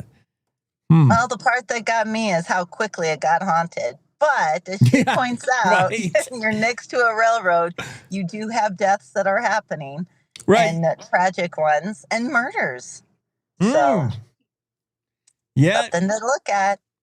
There's no telling when a ghost may take up residence or why. It could have been somebody that was unfairly murdered, or could be. Usually you think it's like hundreds of years later, but this building's built, it's almost brand new, and already you got ghosts walking around making noise in the basement.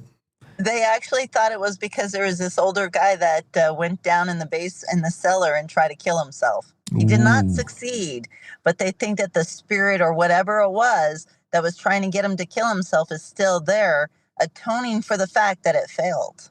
So I thought that was an interesting theory. And that was what the people came up with at the beginning, back in the early 1900s, late 1800s. Very interesting, Jackie. I might find myself in the Riverton Lander area next weekend for high school football. If you're there, we should both make a date and go to check out the Makerspace. Sounds exciting. There goes Jackie. Jackie may be following her own team. We'll see. I'll have one eye on Thermopolis and how they do when the playoffs start next weekend. Tomorrow, we'll give you a full schedule of what's going on in high school football and what a win and what a loss might mean for these teams as they try to play their way into the postseason. Big Friday coming up tomorrow in high school football. We're the Cowboy State Daily Radio Network. We'll come back right after top of the hour news for our radio affiliates. See you on the other side of that.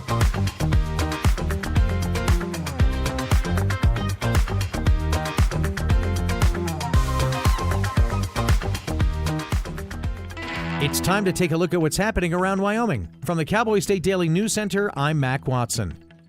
A Wyoming woman who once housed killer Dale Wayne Eaton believes her family's Natrona County property may hold clues to the 28-year-old case of missing runner Amy Roe Bechtel. Cowboy State Daily's Renee Jean reports that the woman hopes police will bring cadaver dogs to search an old cabin on the property. She was a 24-year-old Olympic hopeful. She went running in the Shoshone Forest and vanished. One of the ladies I talked to mentioned that her sister owned a property where Dale Eaton had lived when Amy went missing. And her aunt had been trying to get somebody out there with cadaver dogs to, explore that property because she believes Dale Eaton may have buried somebody there. Now, while the initial investigation into Amy's disappearance focused on her husband, Steve, investigators eventually came to believe Eaton might have been involved, particularly after Eaton was found guilty in 2004 of murdering Lisa Marie Kimmel, a woman who disappeared while traveling from Denver to her family's home in Billings, Montana in 1988.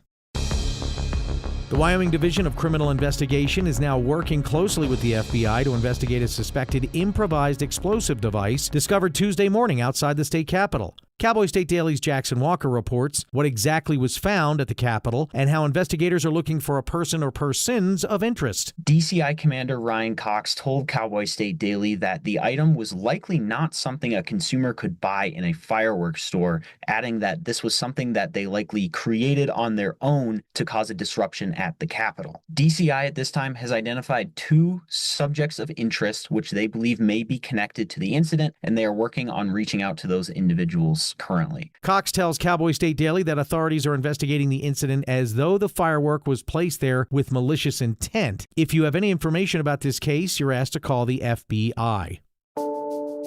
The 4-year war over Teepee Retreat Campground in Hot Springs County has escalated to the state's highest office. Cowboy State Daily's Claire McFarland reports why 7 county residents are asking Governor Mark Gordon to remove 2/3 of the Hot Springs County Commission from office. It's a point of controversy and this argument about property rights versus neighborhood sanctity. But then the claim against those commissioners specifically is that after a judge had settled that matter, they tried to go around his order, strike a settlement favoring the Teepee retreats, and undo a fine that the court had imposed. Gordon's office announced in a Tuesday statement saying that 7 qualified electors filed a verified complaint with the governor's office accusing Hot Spring County Commissioner Bob Aguiar and Commissioner Paul Galovich of misconduct or malfeasance. I'll be back with more news right after this. Hey, Cowboy fans! Cowboy football single game tickets are on sale now. We can't wait to see you in War Memorial Stadium on Saturdays this fall. Whether it's being a part of the Gold Out against Northern Iowa, homecoming against UNLV, the border war versus CSU, or other great matchups, let's pack the war. Get your tickets today at GoWyo.com or call 307-766-7220. Go Pokes! As the government shutdown enters its third week, Senate Majority Whip John Barrasso is saying that GOP leadership will listen to the Democrats' demands, but Cowboy State Daily's Sean Berry reports from D.C. that there is a caveat to the talks. What's going on here? We'll talk to the Democrats about their issues, but only after they reopen the government without conditions. A lot of the Democrats are really wary of whether they would take anything seriously in the future if they vote to reopen the government. So far, this shutdown is the second longest in American history. Government services are crippled, and 1 million federal workers are missing paychecks. A driver racing a Corvette at 112 miles an hour at night on Happy Jack Road between Cheyenne and Laramie, well, he got busted and a hefty fine. But that really isn't news. Cowboy State Daily's Scott Schwebke reports that the Albany County Sheriff's Office is calling this kind of reckless driving a certain name. Now that's news. Deer Dodgeball is something that was crafted by the Albany County Sheriff's Office in a Facebook post describing an incident earlier this month. In June, Money Supermarket, a research firm that conducts reviews and analysis on consumer services, such as car insurance, used data from Google routes to determine the fastest drivers in the world. The United States, of course, ranked first, and Wyoming has the fastest drivers, believe it or not, who travel an average of 71.8 miles per hour on long drives, according to the study. And that's today's news. Get your free digital subscription to Wyoming's only statewide newspaper by hitting the daily newsletter button at cowboystatedaily.com. I'm Mac Watson for Cowboy State Daily. Love is a lesson that doesn't end. It knows no conditions, so you better buckle in. Love keeps you on your toes. It never stops, only grows. Love isn't easy. It's a commitment, especially when they're being their most resistant. Love is being prepared for the journey ahead. Love doesn't let any concerns go unsaid. Love is finding the right seat so you can take a breath. But remember, love isn't lax. It always double checks. Check that your kids are in the right seat at nhtsa.gov/the right seat. Love protects.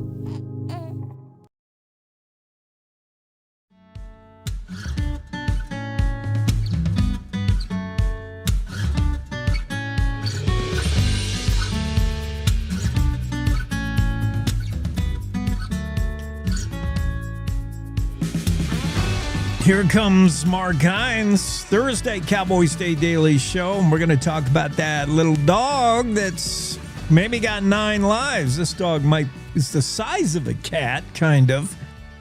Maybe he's got 9 lives. He's definitely got more than one because he is lucky to still be around. Dottie, or she. Dottie, yeah. Dottie. Yeah, it does sound like this mountain lion was just playing with his dog, kind of like we've seen house cats do. Ooh. Don't play with your food. Oh, we laugh because it turned out okay for Daddy, other than the fang holes on its head. But it's what's out the Newcastle area. There's cats over there, huh?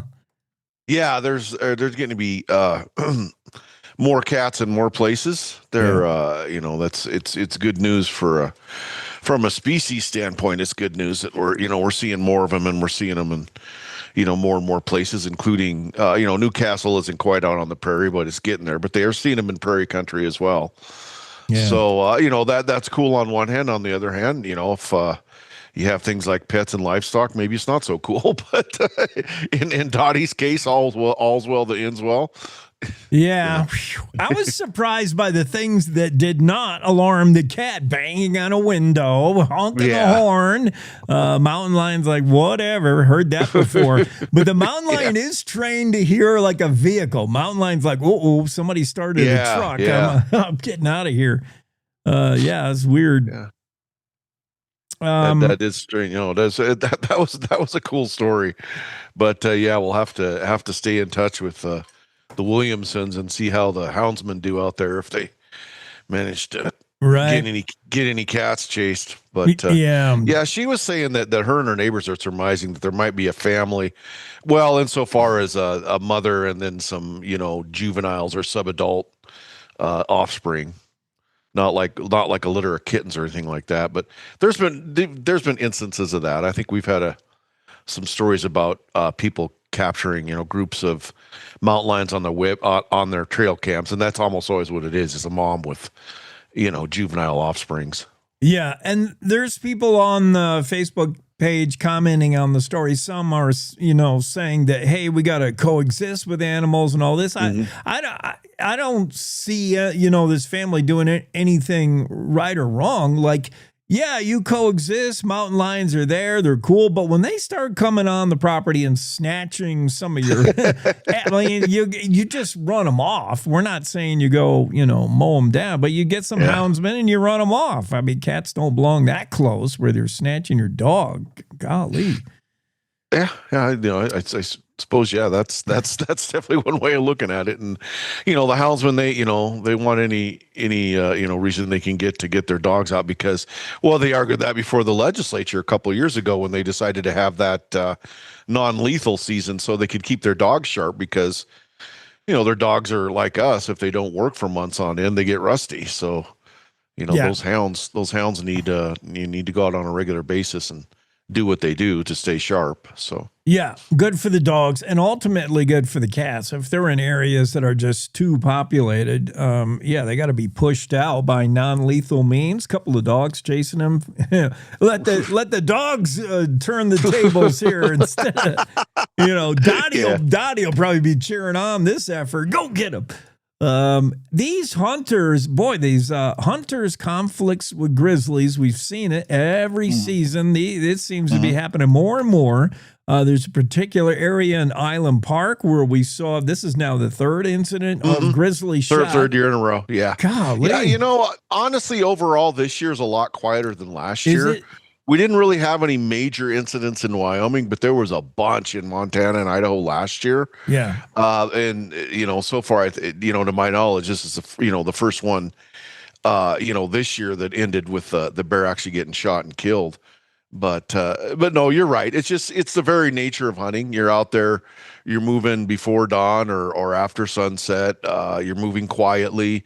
A lot of people hunt, all by themselves or maybe with one other person. And so it's not like a big group of hikers stomping through the woods, talking and laughing and stuff. It's one or two people moving quietly. And then, it's a confluence of factors because this time of year, what are the bears doing? They're out and about and roaming around, eating everything they can stuff in their faces because they're trying to get fat for the winter. So it's just inevitable that the two are going to run into each other from time to time. But most of the time it seems like most of the folks, at least here in Wyoming, are aware of that and they exercise the necessary cautions and things work out, but sometimes they don't. I mean, sometimes like this, this guy in Idaho, the way he put it, and the authorities did verify his story that the bear was just all of a sudden there steamrolling right toward him. So, he felt that he didn't have any choice but to shoot. So, I am just, it's the perfect scenario, perfect storm scenario. You got guys creeping around in the woods with guns, and you got bears trying to eat every dang thing that moves or doesn't move. And or during archery season, people will be making, especially cow calls, with their elk calls. And I've heard of a few. There was that wild one. Oh, it's years and years ago. Did you ever hear that story where the dad shot a grizzly with an arrow because it was after his son? But that was they were posted out archery hunting all in camo, and they were cow calling, and a grizzly came barreling in on the son thinking it was probably a cow elk. And the dad made a 1 in a million Hail Mary shot. Killed the bear with an arrow. It was right on his son's heels. It was a crazy story. Yeah, that was probably close to 20 years ago now. But it's these shots, even with a high-powered rifle, are 1.5 million. I was talking about that yesterday, where I am just surprised at hunters' success rate at killing a charging grizzly that has surprised them with a well-placed rifle shot. Like Idaho Fish and Game signed off on this. They said, it was self-defense, but I'm just finding it amazing that these hunters, when surprised by a bear coming at them, have time to point and make a kill shot on a grizzly. Yeah, and wow. The details of whether he shot from the hip or shot from the shoulder, that wasn't available. And of course, you know, if you're probably going to assume the rifle had a scope on it. You know, how do you acquire a moving target at close range with the scope? You know, there's a lot of things to factor in there. You know, as far as making the shot. I knew a good family friend of ours. He passed away last year, but he related an anecdotal story to me that years and years ago, he watched they had a sow burst out on him. He watched his friend do that, basically just point and shoot and drop the bear instantly. So Golly. So I've heard stories of it happening, but yeah, if you've ever been out on the range and tried shooting a rifle from the hip and hitting anything, right? I mean that's luck up there with Dottie's level of surviving a mountain lion's jaws. Like it's pretty well. That's I don't want to take it's not my place as a reporter to take a side on the bear spray versus firearms, but the bear spray advocates will say that it doesn't require nearly the precision that a firearm does. Yeah. And then of course you have a lot of folks that just go, hey, carry both. Why choose carry both? So that is the if you're going to go into grizzly country, that's your decision. But pretty much everybody says have something. If you don't like guns, have bear spray. If you don't like bear spray, have a gun. If you like them both, carry them both. But have something. Don't go in there with just hopes and dreams. Hopes and dreams and a Carhartt cap. I'll get through it. No, I don't know, man. You might want something. And then finally your story on these Idaho duck hunters who have run afoul, excuse the pun, with opening day or what day they should be. That goes way beyond just one incident in one state, because Wyoming Game and Fish just yesterday put out a statement. They just put out a press release, talking about the same thing. Don't trust AI information, go straight to the source. And I don't know about you, but on my my personal computer here, my personal desktop, I went to the Game and Fish website and just downloaded everything onto PDF. And man, every time before I go out hunting, I open it up and double, triple check, because man, it is so easy to get when I went deer hunting last week, one of the areas I scouted out, I was like, I'm not quite sure about that. And so I went back and opened up the regs, and it turned out that I was hunting on a general tag, and it turned out that one of the areas I wanted to go to was a draw tag area.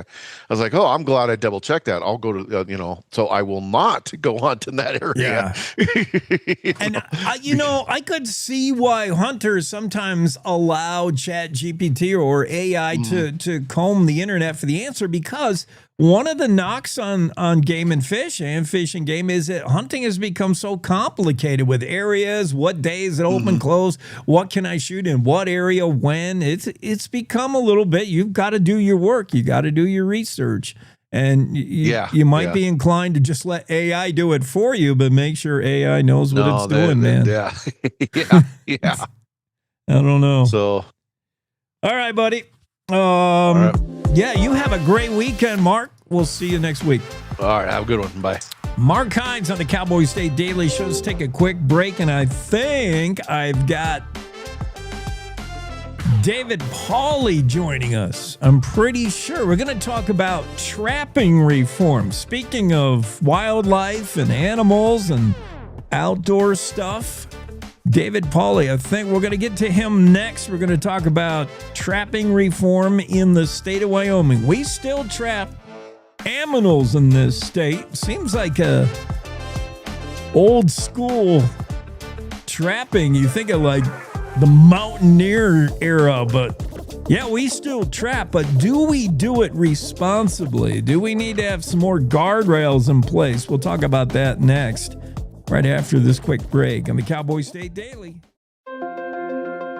Wyoming is a big state. There's so much ground to cover, so many stories to tell. But the Cowboy State Daily News team is up to the challenge. I'm Wendy Core, host of Cowboy State Daily Video News. Whether it's politics in Cheyenne, energy issues in the Powder River Basin, or grizzlies in Yellowstone, our talented crew of experienced journalists are out there finding and telling the stories that matter. What's the best restaurant in DuBois? Renee Jean checks it out.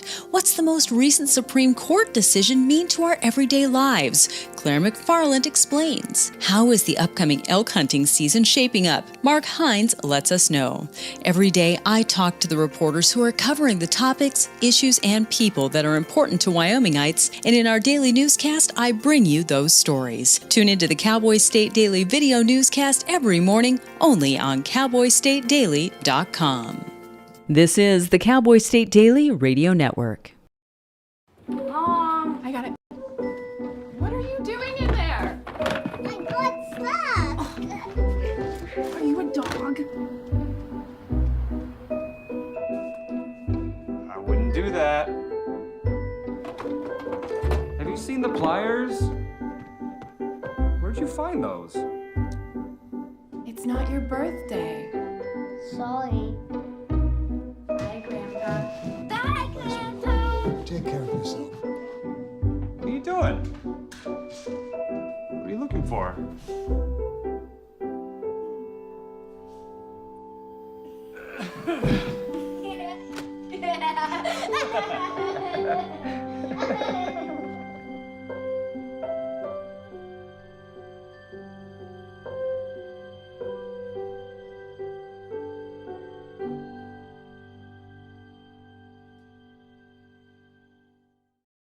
I don't think many kids in my son's school even do it.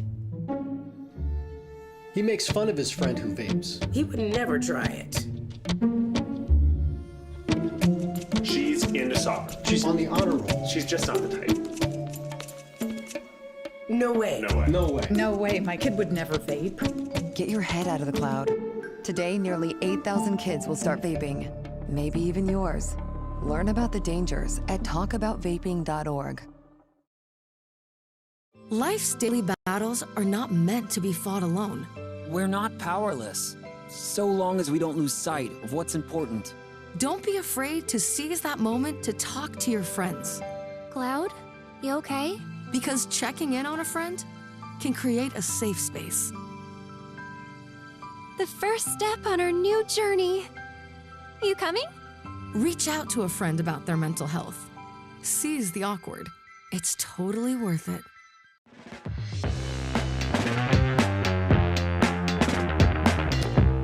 Cowboy State Daily Show with Jake. It's Thursday, and David Pauly joins the conversation. Dave, we're going to talk about trapping reform, trapping in the great state of Wyoming. You know, we just happened to be, before you popped in, talking about that Australian Shepherd, that dog Dottie, that in the Newcastle area was carried away by a mountain lion. The mountain lion had the dog by the head and was carrying it away. Now, thankfully, things turned out okay for Dottie, but too many dogs find their way into traps intended for another animal. It made me think of that. Like if you're in the jaws of a trap, and that has just happened more and more frequently. And it is the main impetus why we see now this push for trapping reform.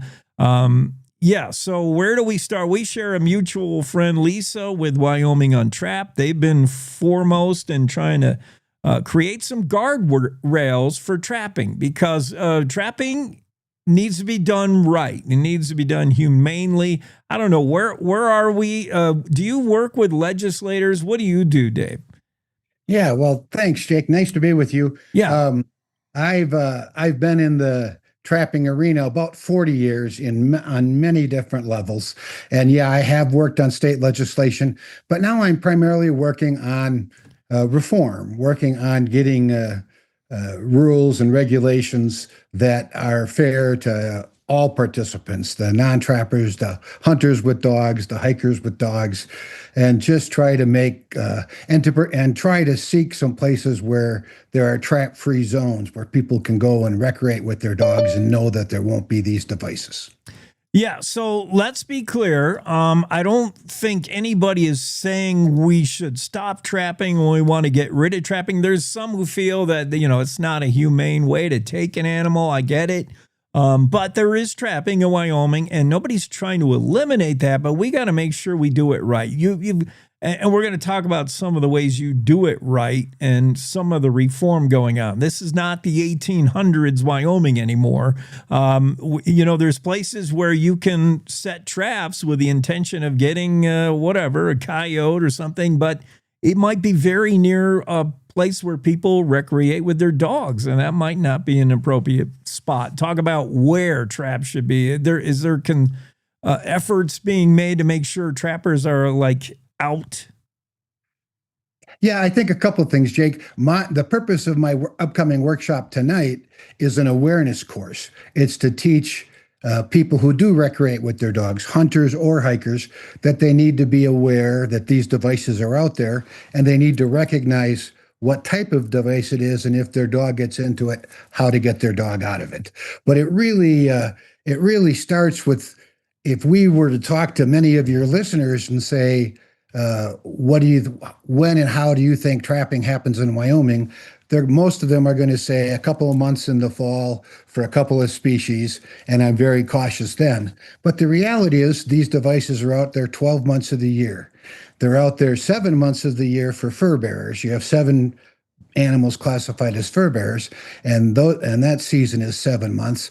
But the predator season, you have a very long list of unprotected animals, mostly predators, and those traps can be out there 12 months of the year. So that's the baseline, is to raise the awareness that they're out there all the time, and then also to teach people that if an animal's in a snare, how to back it out of the snare without having to cut the snare.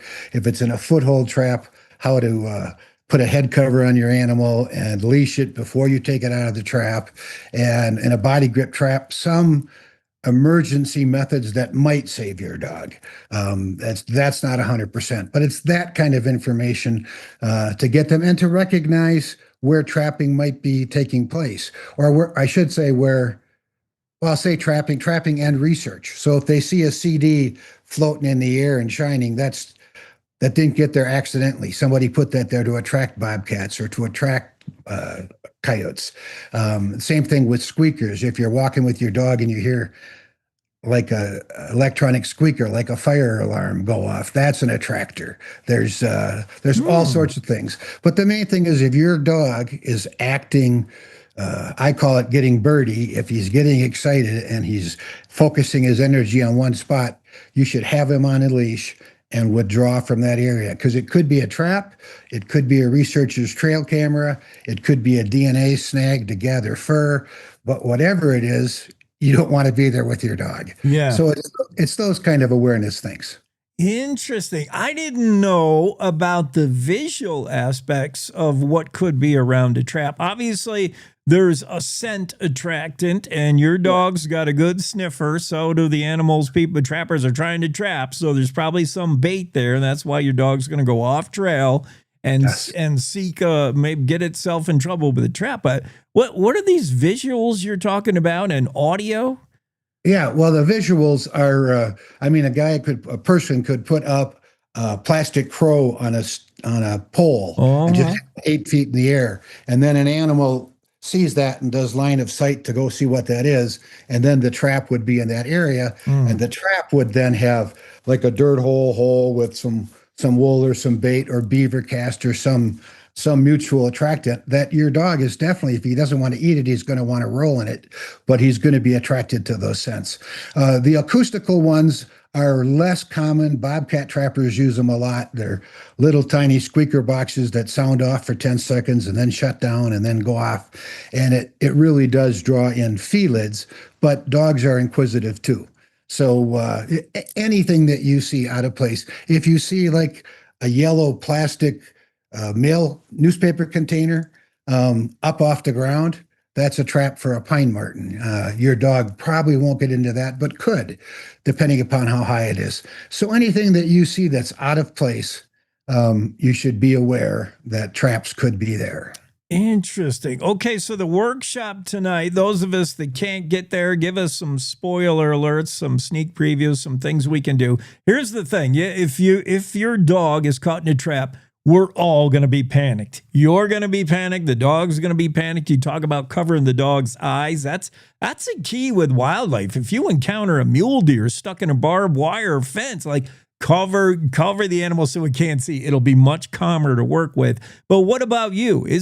What is this success rate? What is the ability for me if I have no training and before I attend your workshop and I encounter a dog stuck in the trap? I'm panicked. I'm freaking out. But can I get that trap open? Yes. But this is where the awareness comes in, because some of the traps are relatively simple and people can figure out how to depress the springs. Yeah. Some of them, like the body grip traps, are a Rubik's Cube of engineering. And if you haven't seen one or touched one before, there's no way that you're going to figure out how to get that device off. And that one, you have limited time. And then some of the newer traps, because of wolf trapping and larger species trapping, are so big that the average person, before they get the adrenaline rush, might not be able to depress those springs. So we teach them tricks about that, equipment they can carry. I think you hit on a key part. Is one of the best tools you can have is to take a deep breath, calm down. If you're with another person, you should be calming your dog down, have the leash on it, cover the eyes, and just say it's okay. Because if either of you are swearing or cussing or exhibiting stress, the dog will pick up on that. Yeah. And so one of your key things is calm down, relax the dog, and then try to get it off. And truly, always have a leash on it before you take a device off, because if you don't, the dog could take off with injuries that he's going to go into panic dog syndrome. He's not going to know what's going on.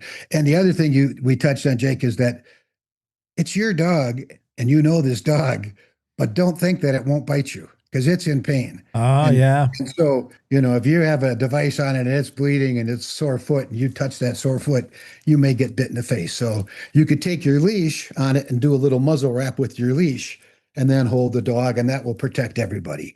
But calmness, speed, but I always say slow, low, and soft. Get down with the dog, slow motions, be as gentle as you can.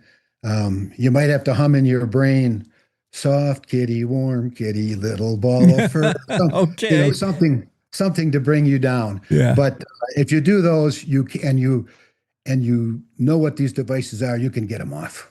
Yeah, we're talking to Dave Pauly, decades trapping experience and a workshop. We'll talk about more about that workshop, where and when. But I wanted to, for folks who are not from Wyoming, our listeners from out of state who have no concept that trapping still happens in the 21st century.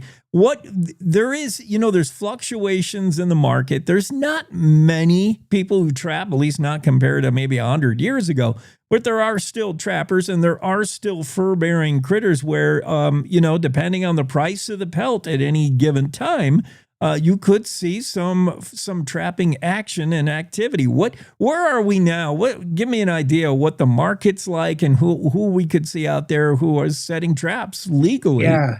Well, there's really like 3 levels of trapping. There's the commercial trapper that is definitely driven by the market. Yeah. And they go after the critters that are the most valuable. And there's surprisingly things there, Jake. Skunk pelts this last year increased 300% because some fur designer is making skunk tail hats or something. You never know. Yeah. Yeah, you never know. But that's what fluctuates. So you've got the commercial trapper who's motivated by profit. You have the recreational trapper who, his dad did it, his grandpa did it. It's outdoor recreation to him.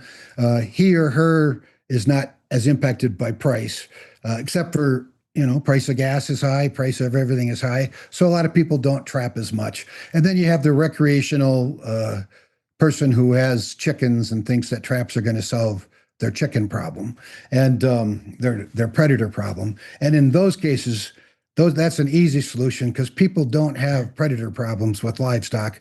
They have underprotected livestock problems. Yeah. So I've raised chickens 33 years and never lost a chicken to a predator because I spent the money on the cage, on the coop, on the, so that's not really a thing. But the commercial trappers are definitely motivated by the market. The big downside to traps that I see, two things. One is it's indiscriminate. You don't know what you're going to trap. Now, you can bait for a certain species, but unintended animals in your trap, that's a huge thing. Can we do anything about solving that issue? It's a huge issue because they are non-selective. They will get anything that trips the pan or the trigger. And Wyoming law, statute, or administrative rule says that they have to release non-targets uninjured, but that's really like a veterinary decision. The average person, if they catch a shorebird or an eagle, a raptor, a shorebird, their circulation is such that just being in that trap a few minutes could destroy that leg. And if you release it, it may die of starvation from not being able to hunt. So, but the size of the trap, the placement of the trap, Wyoming has an exposed bait rule so that they can't set traps right on a carcass, has to be 30 feet away. That stops some of the incidentals. But really, smaller traps, swift trap checking, 24-hour trap checks, which Wyoming does not have regulated, and bait, trying to have hidden bait so you're not attracting magpies and ravens and everything else. But the devices are non-selective, and that's a huge problem. Yeah, Dave, you talked on the one other thing I wanted to get to, and that's the timing, how often you're required to run your trap line.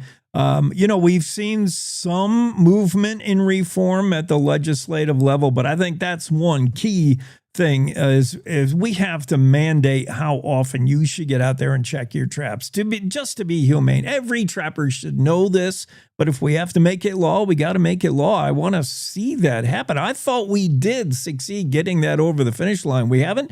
You're not required.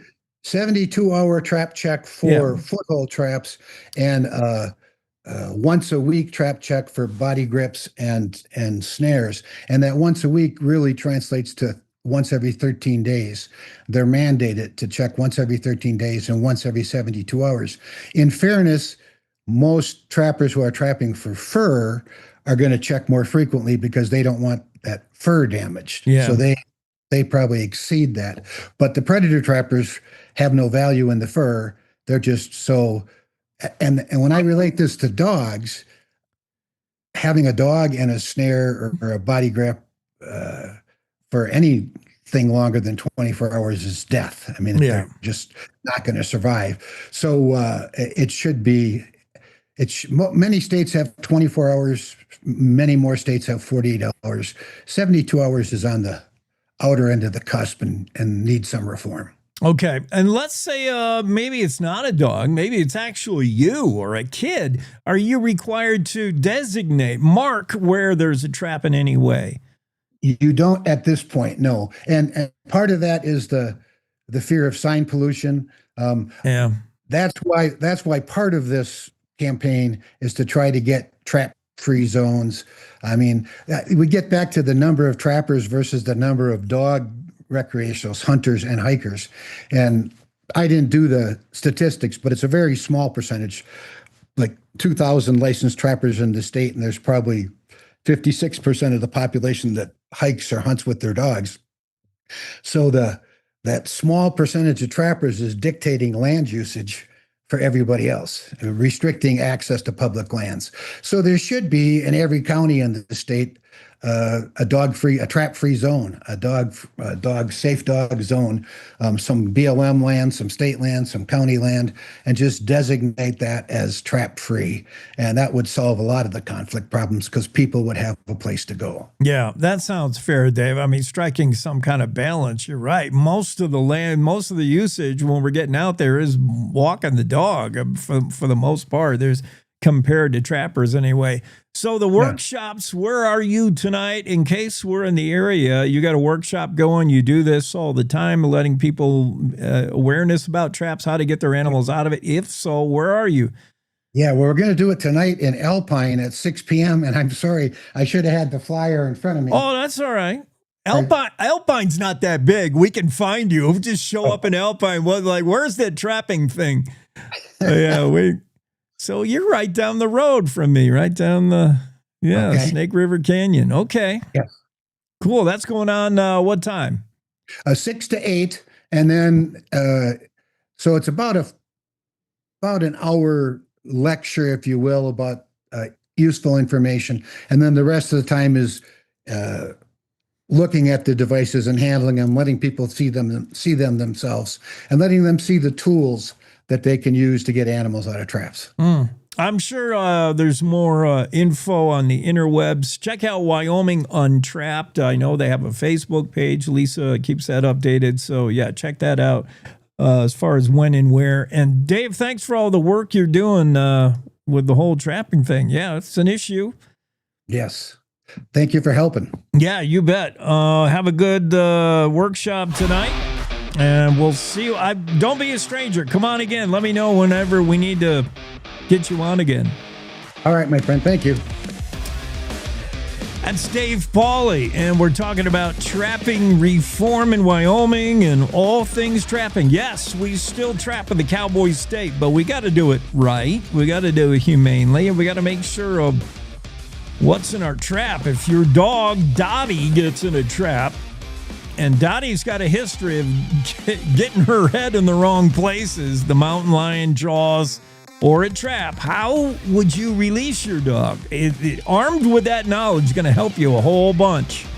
Let's take a quick break, and the Cowboy State Daily Show will be right back after these. Tired of the same old Saturday snooze fest? Wake up with your buddy Bags, John Baggett, on Cowboy State Daily Radio, where the coffee's strong, the opinions are stronger, and absolutely nothing is off limits, except maybe fashion advice from Bags. Trust us. From 6 to 10 a.m., we're talking rodeos and radios, teachers and preachers, UFOs and barbecues. 1 minute it's serious journalism, the next it's, did he just say that on air? Yes, he did. We chat with movers, shakers, and occasional fakers. We call out scammers, celebrate winners, and sometimes talk to people who swear they've seen Bigfoot buying tacos. Join the madness. Text, call, or email your thoughts, rants, and snack recommendations to 307-278-9598 or wyomingbags307@gmail.com. Catch the chaos live on cowboystatedaily.com, YouTube, Facebook Live, or X, or binge the archives later when you're pretending to work. Cowboy State Daily Radio with John Baggett, where curiosity meets cowboy coffee. See you Saturday morning. You're listening to the Cowboy State Daily Radio Network. Who can you turn to for news you can trust? Your local TV and radio broadcasters. You trust us to keep you safe during times of crisis and to deliver the weather, sports, and entertainment you rely on every day. We bring you the facts you need to make decisions that matter. And as misinformation floods social media, you can trust your local stations to deliver the truth. Text TV to 52886 and tell Congress you rely on your local stations for trusted news. You handle the healthcare, we'll handle the marketing. In need of a spark for marketing your medical practice? Loom Studio provides creative and strategic healthcare marketing that illuminates the path to bigger and better experiences for your business and your patients. We specialize in branding and design, social media, website design, SEO and SEM, not to mention content creation, public and media relations, and marketing metrics to ensure you're getting results. If you're looking to increase your patient engagement and retention, enhance your community impact, and streamline your marketing efforts, our team is ready to help you achieve your goals. Contact us today and learn more at loomstudio.com. We come from a long line of farmers, and there's a sense of pride, but there's also a significant amount of pressure. Farmers have to take care of their physical and their mental health, because what's a farm without a farmer? Watching the sun come up, that's my time. I can have a cup of coffee, and every day is a new opportunity. That's cool. Your hand's gotten so cute. Yay! Don't forget to check in on yourself. Love your mind.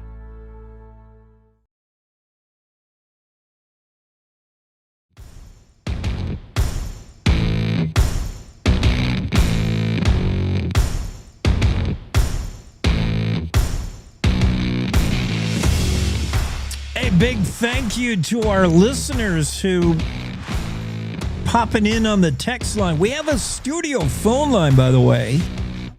Feel free to text whenever you want to share your 2 cents or give us a heads up on something or feedback.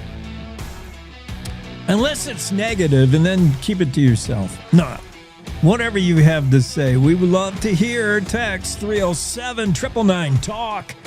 307-999-8255. Text the studio line. Let me know anything, something.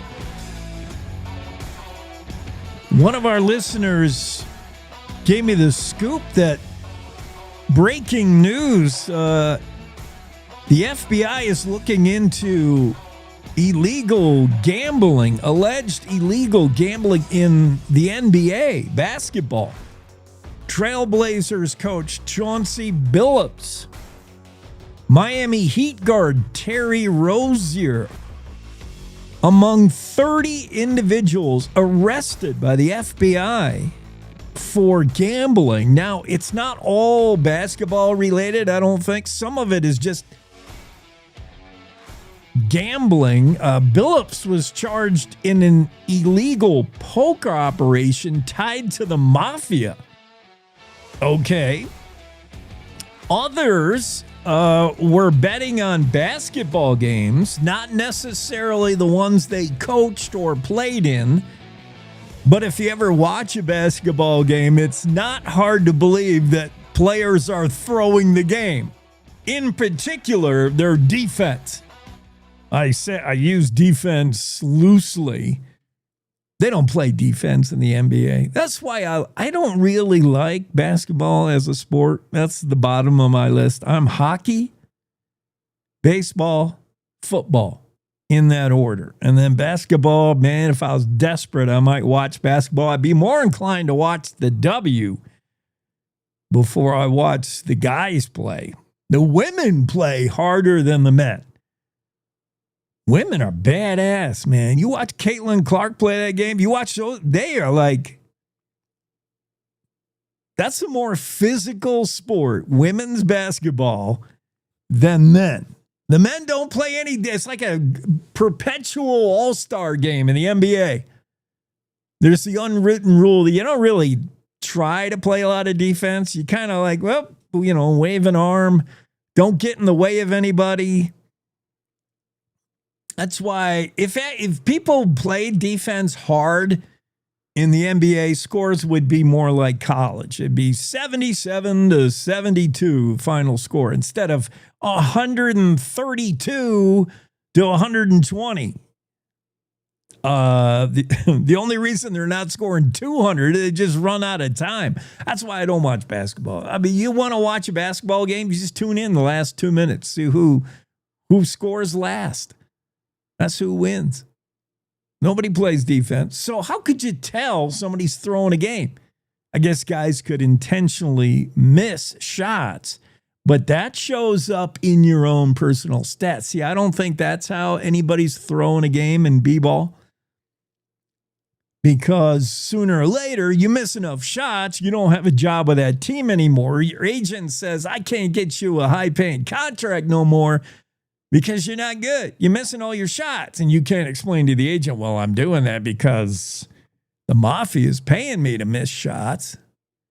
No, more likely to throw a game of basketball, you're just not playing defense. But as I said, how can you tell?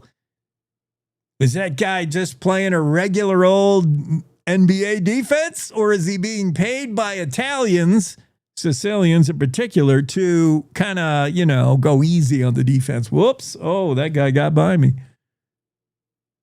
That's harder to tell. And it also doesn't reflect on you necessarily, because nobody expects you to play defense. It's not that the coach is going to yell at you, hey, you got to play more defense. No one's playing defense in the whole sport, unless you go to college or unless you watch the women play. And the women are playing defense so hard, they're like hacking the crap out of each other. Anyway, I'm sort of surprised by this. 30 people rounded up in an FBI arrest for alleged gambling. That's a big deal. Thanks for the heads up from one of our listeners letting me know that's going on. Also, thanks yesterday, we had a listener call in or text in to enlighten me on Tricky Dick, Richard Nixon. I was wondering why this day in history yesterday, I was wondering why Richard Nixon was campaigning on Barry Goldwater's behalf. I was wondering, A, why wasn't Nixon running himself in 1964? And B, what was Nixon doing catering influence in Wyoming? And so I did get somewhat enlightened because I'm not really political. Nixon was vice president for Lyndon B. Johnson, right? For like 2 terms. And he was only, I think he was pretty youngish. He was like 39 when he was tapped to be VP for Lyndon B. I think it was Lyndon. And he did his time as they, as VPs do, just like Vance is doing, just like all of them are doing. Kamala, he did his time as VP, figuring, all right, I'll be the backup quarterback for now, but, this will pave the way for me to be the starting quarterback.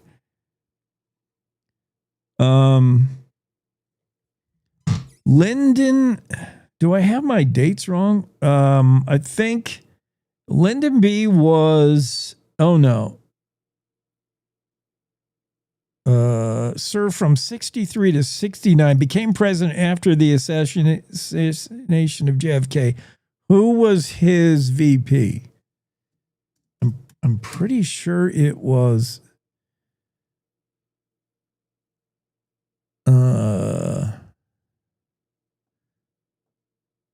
yeah, Lyndon B...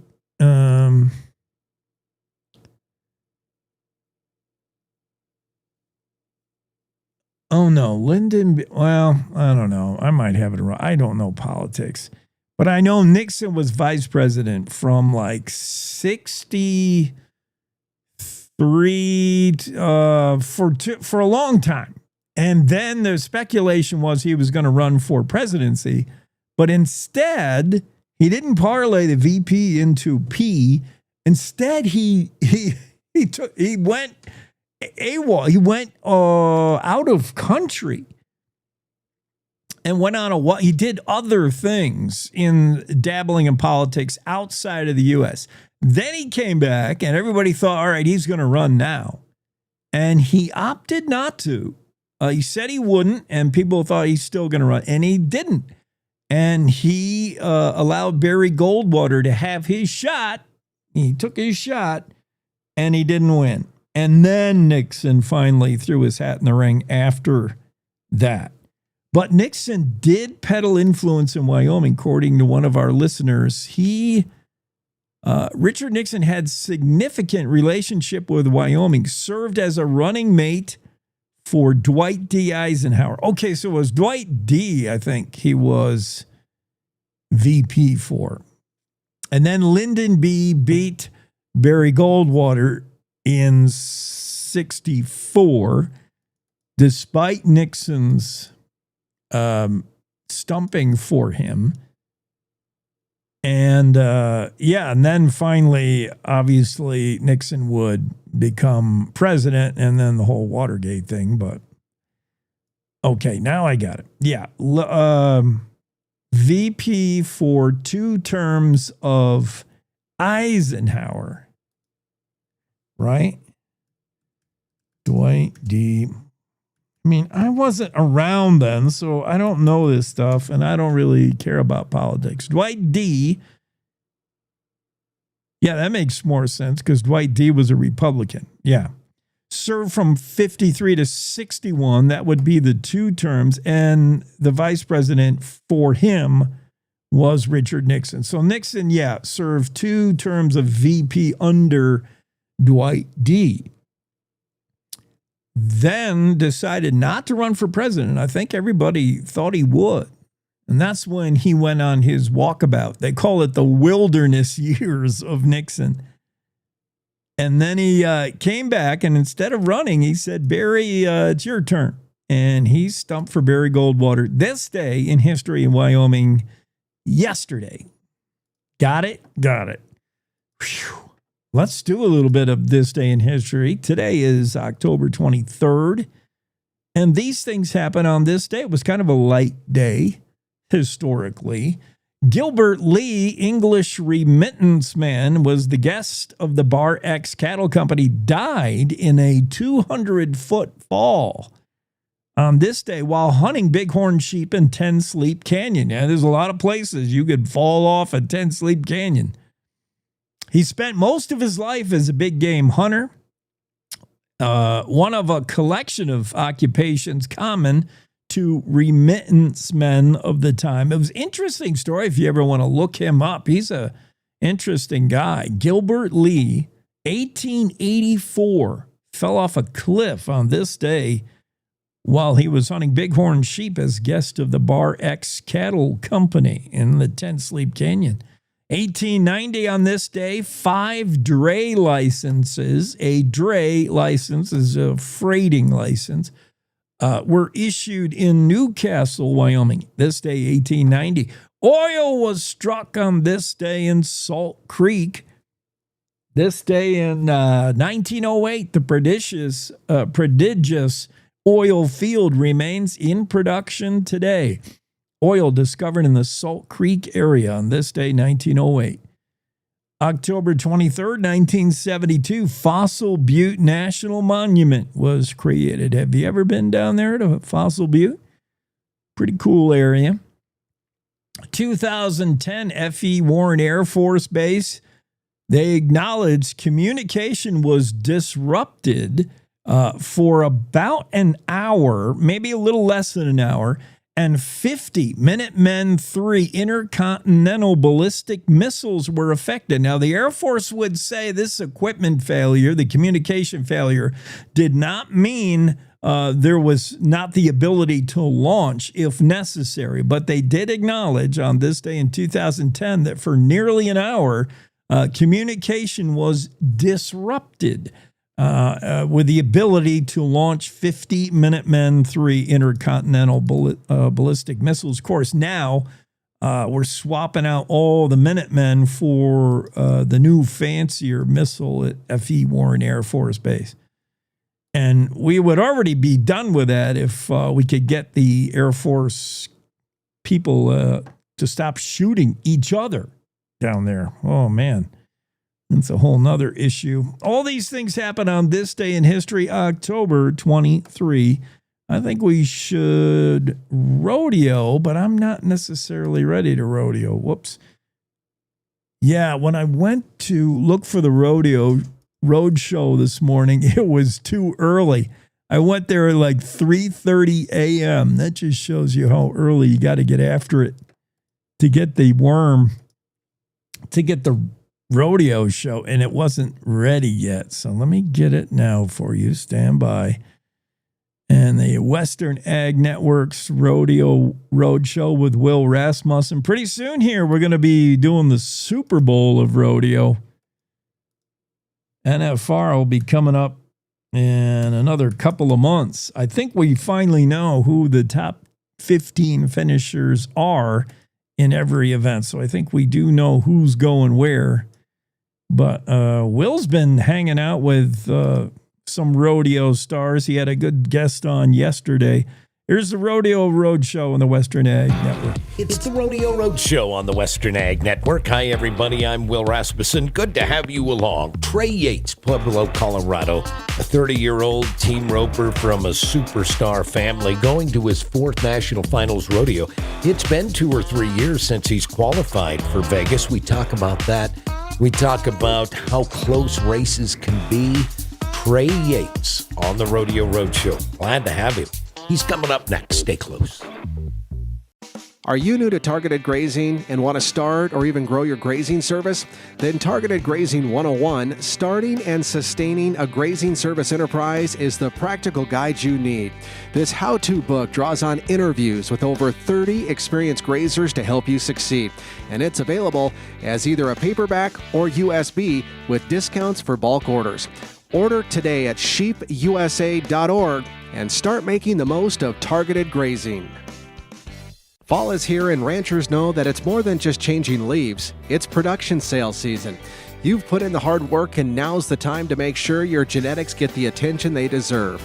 The Western Egg Network now reaches farmers and ranchers across 11 western states on 128 radio stations, plus broadcast television and social media. When it comes to marketing your herd this fall, we've got you covered.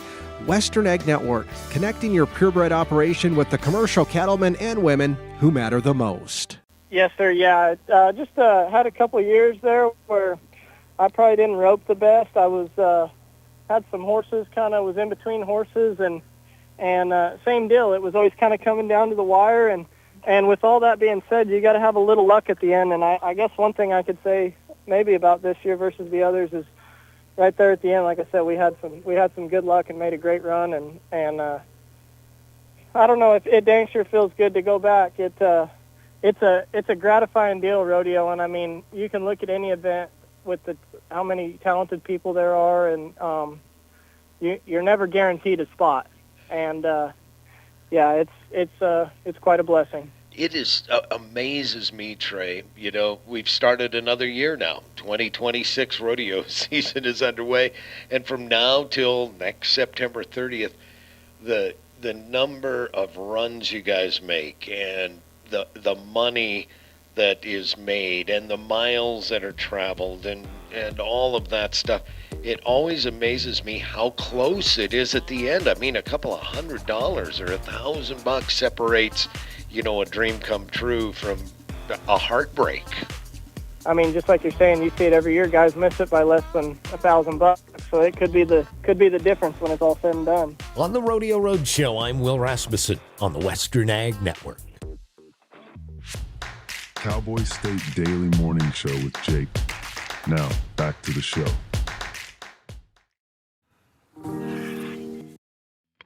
It's time to take a look at what's happening around Wyoming. From the Cowboy State Daily News Center, I'm Mac Watson.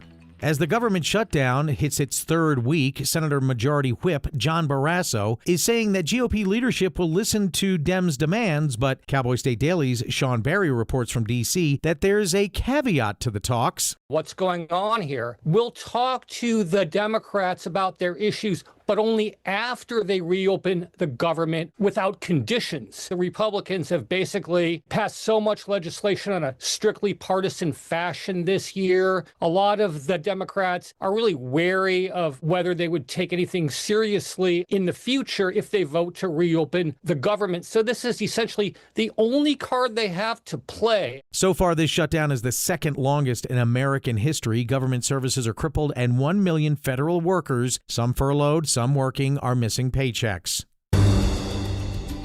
4 bills seeking to catch and prevent botched elections in Wyoming are headed to the 2026 legislative session after the Management Audit Committee advanced them on Tuesday. Cowboy State Daily's Claire McFarland reports this all stems from the Weston County Clerk's mishandling portions of the 2024 general election. How we catch it, how we punish it when someone botches an election. So things like inviting members of both parties or representatives of independent candidates to the post-election audit proceeding. Things like a stiffer penalty when public officials or people don't show for legislative subpoenas. The committee discussed the 4 bills in the context of the Weston County Clerk's mishandling portions of the 2024 general election, which has been an ongoing political saga since last November.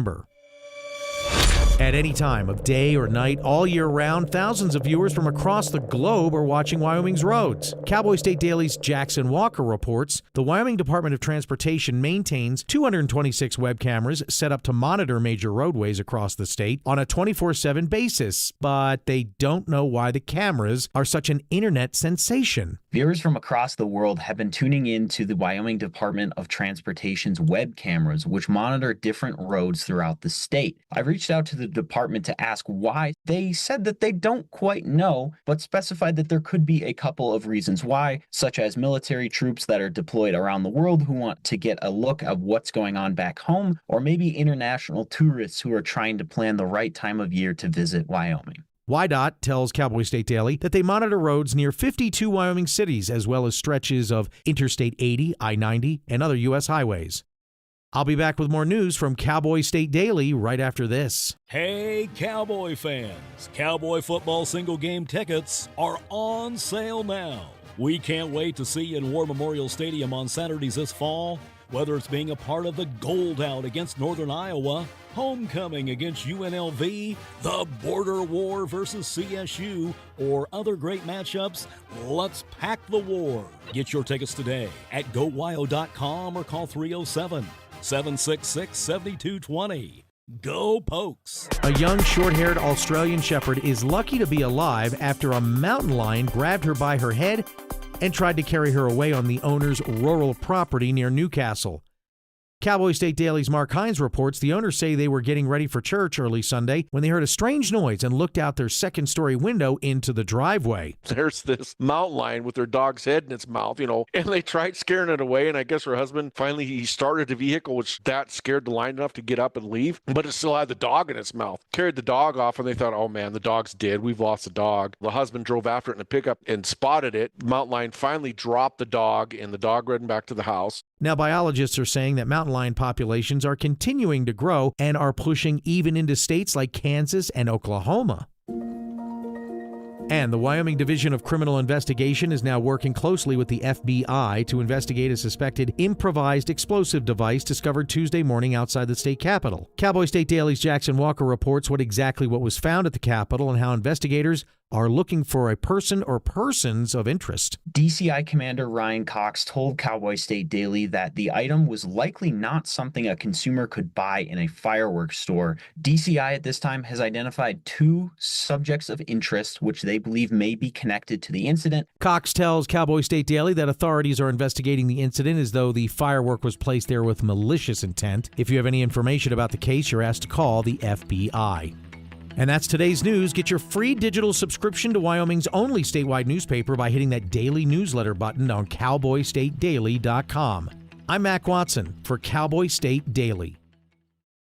Our beautiful world is changing, withering, dying by the hands of those who don't value nature, even though we all depend on it for life itself. But there is hope. Together with caring friends, the Nature Conservancy can restore our lands, heal our waters, and save our wildlife with big solutions only nature can provide. But every day we lose more of the places we love, and we urgently need to save endangered lands, waters, and wild species. The actions we take today will determine the tomorrow we leave to our children and grandchildren. The water they drink, the air they breathe, the beauty they experience. To learn more about how you can help protect and conserve our beautiful world, visit nature.org today. I'll have to call you back. I'm on the radio.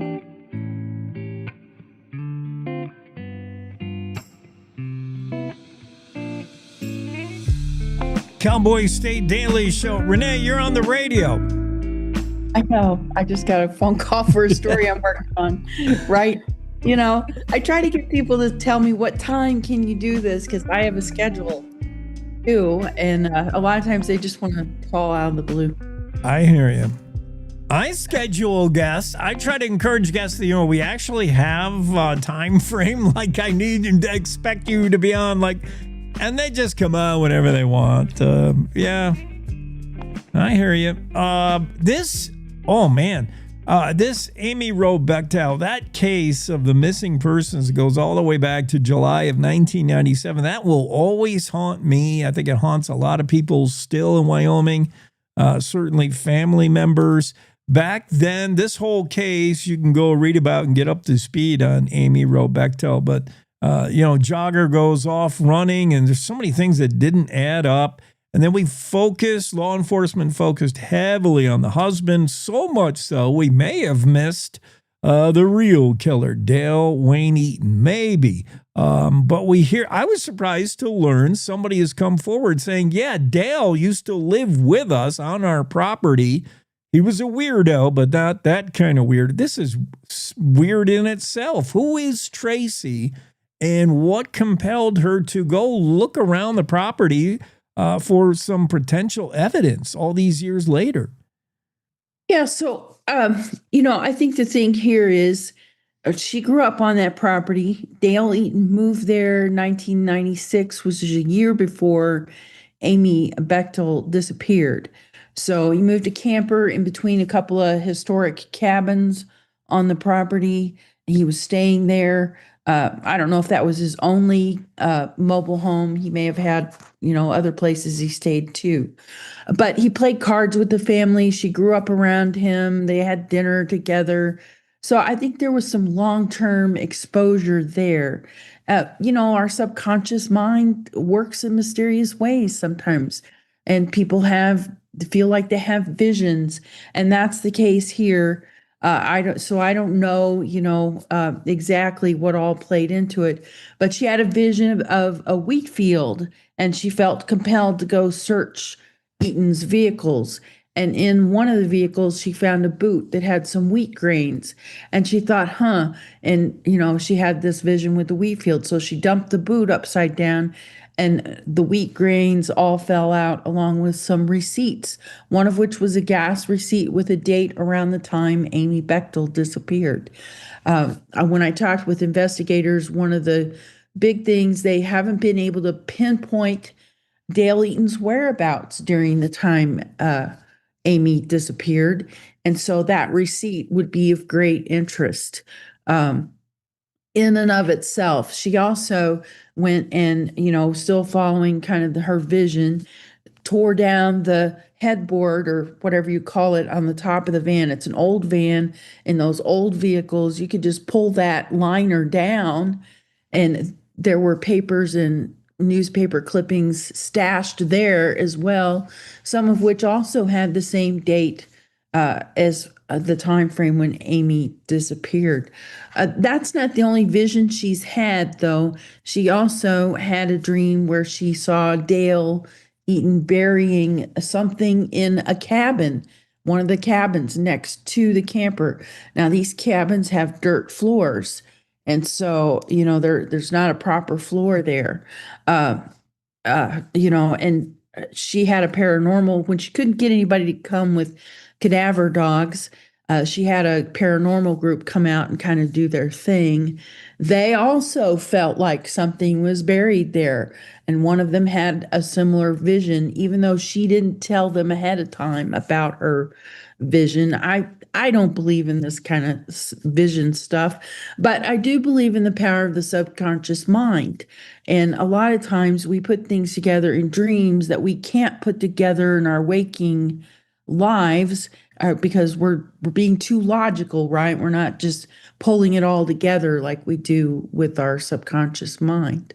And that gets expressed in dreams, in images. So, I think, like the sergeant said, he kind of said much the same thing. You pay attention to those tips, because who knows what she heard that contributed subconsciously to what she eventually had seen in a vision. And so, he said, yeah, we can absolutely get some cadaver dogs out there and look around. That wasn't done before. I don't think they realized that he had a place that he was staying there. I think they just thought his vehicles were there. It was a salvage yard type of thing. His vehicles were being stored there because, he was a friend of the family. So I think it'll be interesting to see if they do indeed send cadaver dogs out there and poke around. It's not the first time that Dale has buried key evidence. In the Lisa Marie Kimmel case, they found her vehicle buried beneath the trailer on his Moneta property. So he had a trailer on the Moneta property. Her auto parts were everywhere. And then her car itself, he buried that under the trailer. So, if he stayed at this property in Waltman, he may have buried stuff there as well. Who knows? Yeah, some of these, connecting the dots in hindsight, some of these things start to add up. The burying, that fits the MO of Dale Eaton. Also, Amy Bechtel herself would fit a Lisa Kimmel, sort of that kind of people that this potential serial killer. We can't ask Dale anything, right? He's lawyered up in custody, and he just doesn't want to talk about it. Yeah, his lawyers, Nels Rowe, I talked with him. He's Amy's brother.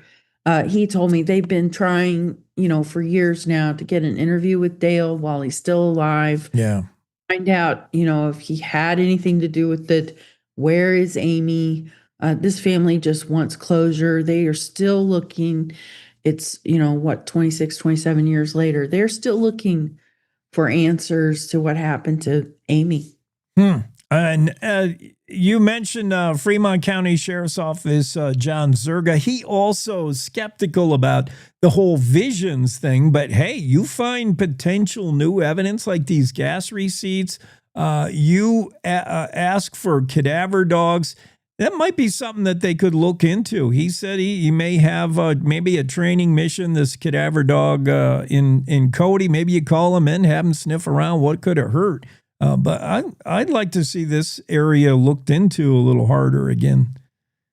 Yeah, John told me a lot of times this is the way information comes out. People know something unconsciously. They don't know how they know it.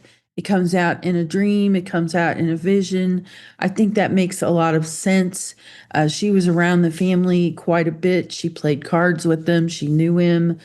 They had dinner together. She grew up around him. It makes sense to me that she's putting a lot of things together unconsciously, and then it's coming out in a vision or a dream. She's putting together things that she knows, but maybe isn't completely it's a subconscious. Doesn't know how she knows. Yeah. The subconscious at work. And I'm not a big believer in psychic visions either. But I understand, sometimes the mind works in mysterious ways sometimes, and we don't know everything that's out there either. So I'm skeptical, but I'm not going to say it's impossible either. Other than Dale's brother, who insists Dale Wayne Eaton was camping in the area Amy Rowe Bechtel disappeared in. He was known to be there. They would elk hunt there. Like he's telling authorities, I think it's my brother. He would be there a lot. Maybe these gas receipts could also put Dale Eaton in the place. That's got to be scary for Tracy, who looks back now and saying, "Oh my goodness, a killer was on our property, and my kids, we were all sort of friends with him or treated him like family." Weird. Yeah, she said he wasn't a very nice person, but he was a social misfit, kind of an outcast. He was a loner, but she never suspected anything like that, that he would kill someone was just unbelievable to the family. Yeah. They couldn't believe it until the police found her vehicle under his trailer. They thought he was being set up. He's not a very popular guy. It's popular to hate on the unpopular guy, kind of thing. But a vehicle under his trailer, well, that's kind of hard to explain away. Well, if you're one other story from Renee Jean on a lighter note, if you tell the utility company I didn't get my electric bill and you live in Happy Valley, chances are maybe it was your mailbox is down the road, smashed in pieces. Are the kids hot rodding on that road? What's going on? Mailboxes, and it's not like intention. Like people aren't smashing the mailboxes on purpose. They're probably just running them into them and then just taking off. It's not considerate. Well, so in this case, I don't think it's the baseball bat trick where people are driving down the, highway and it's kind of a joyride and they're taking a swing at your mailbox. That's not this. Happy Jack has this unofficial reputation. If you bought a new vehicle or you just want to take your vehicle out, see how fast it'll go. It's nice, straight, quote, straight stretch. You can do that. But, it's like any road. It's got its quirks. There's a little bit of a tilt here and there and a little bit of sway. And there are some unexpected curves, maybe, for people. It's not as long a straight stretch maybe as they were expecting. And people lose control of their vehicle and they hit a mailbox. And, they do the hit and run thing. They don't go and tell the homeowner, oh, hey, sorry, I hit your mailbox. Here's my information. No, they just drive off and leave it. And some of the folks I talked to have replaced their mailbox 4 and 5 times. So it's pretty annoying. We just had a story about playing deer dodgeball. Yeah. It's going 112 miles per hour on Happy Jack Road. People in the area who live there call it the Happy Jack Speedway because people are treating it like it's a little race car track, but it isn't. I love Cody Campbell. He thought about putting up a structure to block the mailbox, maybe a telephone pole. But he's like, then I'll just have to go out and pick that up too. When I'm getting too old for this, I got to go pick up the mailbox. They'll just run that over too. Even the mailmen sometimes run into the mailboxes on Happy Jack. But yeah, 112 at night. We're lucky the mailbox is the only thing people are hitting. That's not good. All right, Renee, we're going to bounce out of here. Have a great weekend. You too. Bye-bye now. All right.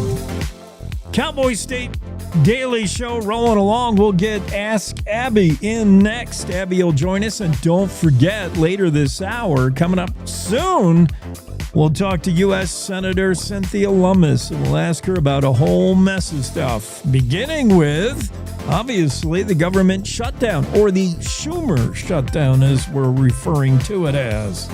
All this coming up on the Cowboy State Daily Radio Network. Welcome to The Jake Show on Cowboy State Daily, Wyoming's daily dose of raw, unfiltered, and occasionally uncomfortable truth. I don't do talking points. I do reality. No spin, no fluff, just Jake. Local issues, national nonsense, and zero BS. It's truth, sarcasm, and grit, shaken, not stirred. I just call it like I see it, and I see a lot of Let's just say I see a lot. From the capital to the county fair, if it matters to Wyoming, Jake's got something to say, and he's not asking permission. The West was built by people who weren't afraid to speak up. I'm just keeping the tradition alive. The Jake Show, weekdays on CowboyStateDaily.com and wherever you get your dose of reality. Not for the easily rattled, perfect for everyone else. This is the Cowboy State Daily Radio Network. Nestled between Casper Mountain and the North Platte River, you'll find the heart of Wyoming, with a bustling downtown centered around our outdoor haven. Casper is for adventurers, freedom seekers, and rule breakers who find beauty off the beaten path. So if touchable history, a vibrant community, and uninterrupted outdoor recreation define your travel itinerary, allow us to welcome you to the one and only Casper, Wyoming.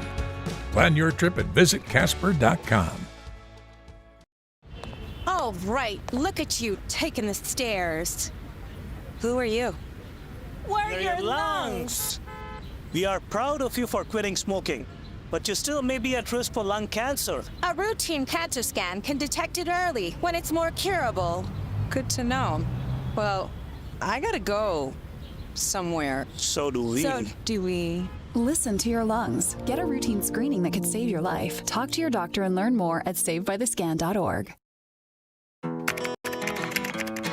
I think I finally found.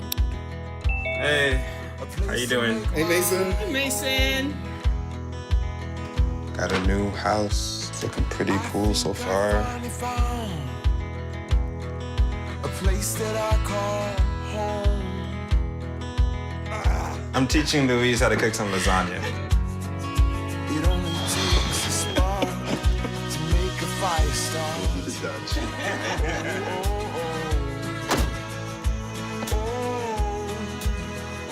Thank you. Study, please.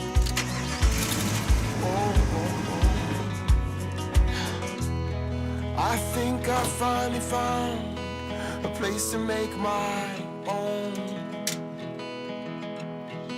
A place that I call home. This place that I call home.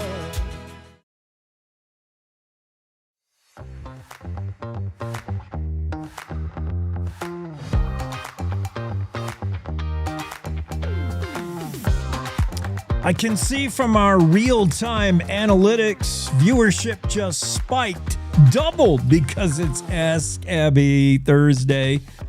I know my mom and all her friends have just popped on. Your dad watches, right? Yes, my dad. I think he's watching, but I don't know. Maybe my mom. I think my mom went out of town, so he would have had to figure out how to use the computer on his own. Okay, I have chosen a trivia subject that's just kind of all over the place, mostly like kind of pop culture, pretty current. Well, not like current like today, but like, 90s. Like within my lifespan? Yes, that's what I'm trying to say. We're not going to do like Marie Antoinette's maid was named.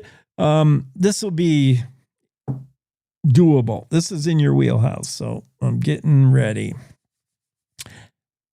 Are you in Pinedale? No. No. Oh, okay. In Casper. All right. Your hair looks great today. Oh, thanks. Really good. Your hair looks great. And the hat. The show Friends. Do you watch Friends? Have you? I kind of watched it. I'm not one of those people that watches reruns of it, but I kind of remember watching it. Yeah. When it was popular. Me too. I know the general cast of characters, the general idea.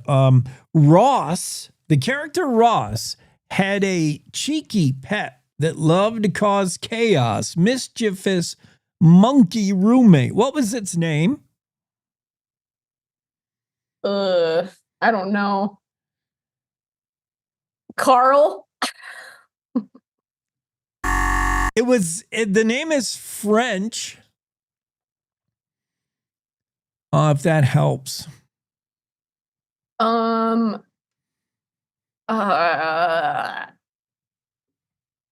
Dang it. I feel like you're going to say it and I'm going to know that was it. I know. I did the same thing. I couldn't answer it at all. When I saw the answer, I'm like, oh, yeah. What's it start with? M. Marcel. Yes. Oh, I like it. Okay. Which Hollywood heartthrob was People magazine's sexiest man alive in 1995? He was rocking a mullet at that time, by the way. Oh, man. I wanted to say Brad Pitt, but I don't think Brad Pitt ever had a mullet.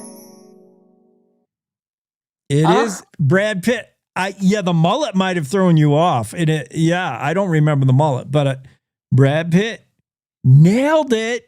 Yeah, because the 90s and the mullets, I would normally associate with Blake Shelton. Right. But he is not the sexiest man. Well, unless you ask Gwen Stefani, but maybe not. Okay. You're on a roll, 2 for 2. Born and raised in West Philly, who moved in with his aunt and uncle in Bel Air in the 1990 sitcom? You could have ended at West Philly. The Fresh Prince of Bel Air, Will Smith. Yes, you're 3 for 3. This is easy for you. Who was Miss Independent after winning the first season of American Idol? Oh, the first season? I think you've asked me this before. It was Kelly Clarkson. Correct. Wow. Who played an entire family dinner scene by himself in The Nutty Professor? Oh, the comedian that is not... Oh, his name is blanking me. I could see him. Oh man. Take your time. We can come back to it if you want to do pass, because then maybe that's when it comes into your head. Oh, I get a pass? We could come back to it. Okay, well, let's circle back to it then. Circle back. Eddie Murphy. Yes. Eddie Murphy. See, when the pressure is off, when you know you could, that's when it comes into your head. Good. Yeah. Oh, you are rocking. Let's not jinx it. Okay, now we're gonna kind of switch topics a little bit. What percentage of the human body is water? 70.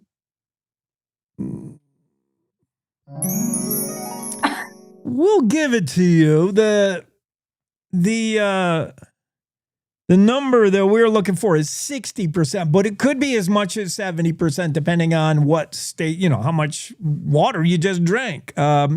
60, 70, good enough. Which underwater sea creature has not one, not two, but 3 hearts? Weird. Octopus. How did you know that? Yes. I guess I just needed like a week off. Yeah. And I'm just full of information. We missed you last week. You must have been cramming. You were. I was studying. Okay, when Benjamin Franklin was out flying his kite in a thunderstorm, discovering electricity, he had somebody with him. Somebody stupid enough, somebody who didn't say, Ben's probably a bad idea to be doing this. Who was with him? This is where we start the decline. I was going to say an animal, but I guess that's not correct. His wife? I don't know. Close. The wife had enough sense not to be with him, if he even had a wife. Well, I guess maybe he did, because he had a child. His child. His kid, William Franklin, of course. I mean, Ben was just probably trying to show him how you do the kite. Here's how you do the kite. And the kid was probably like, Dad, some thunderheads. Yeah. Don't worry, kid. I'm discovering electricity. Okay, here's one. Which Renaissance genius wrote his notes backwards for some reason? Maybe he was trying to write in code or keeping secrets. Renaissance genius known for his artwork and other stuff. He was also an incredible inventor. Oh, man. But he wrote his notes backwards.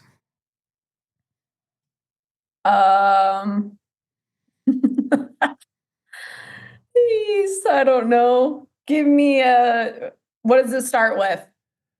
There's also an actor with the same first name who was in the Titanic. Leonardo da Vinci.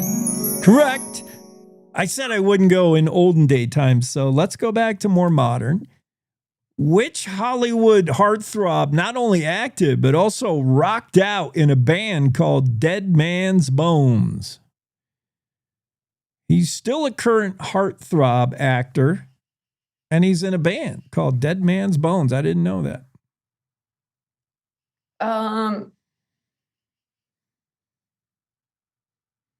What's another movie he's been in? Baby Driver. You don't know that. It's a good movie. But that's not one of his biggest, but he's good in that. He's in a band. Oh no, I'm sorry, he's not in Baby Driver. Never mind. Okay, I'll give you one movie. Maybe not the most popular, because I don't want it to be too easy.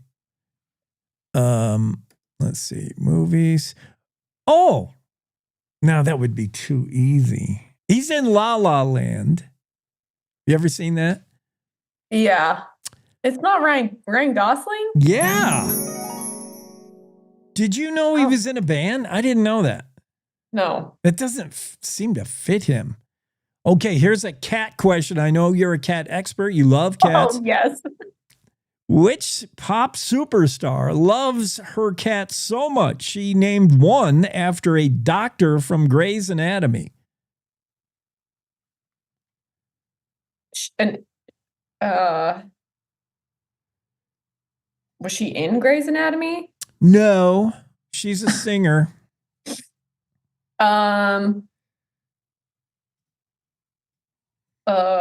Celine Dion. That's a terrible question. Oh, come on. What pop star loves cats? Lady Gaga? I don't know. No. Let's just hope her. What's a song? What's a song that she sings? Oh, dude, she's got like 5 million songs. Beyonce. Oh my. Beyonce is not correct, but Beyonce is the correct answer for the next question I was going to ask. Wait, we got to give that sorted to you. You're not a Swiftie. We were looking for Taylor Swift. She named one of her cats after the doctor in Grey's Anatomy. Oh, yeah. I don't know anything about Taylor Swift. Yeah. Really. Yeah. Dang it. Sorry. Okay, which queen of pop has a species of horsefly named after her? Maybe because it has a golden butt. You just got it right, by the way. Oh, Beyonce? Yeah, Beyonce. There's Beyonce horsefly? Yeah, there's a Beyonce fly. Oh, wow. Isn't that weird? Oh, that's very weird. Okay, let's stay with the whole pop icon, pop singers, female. Which pop icon was fired from Dunkin' Donuts for playing with the jelly filling? This is a musician, an artist, Yeah. not an actor. Female, singer, iconic. Still working.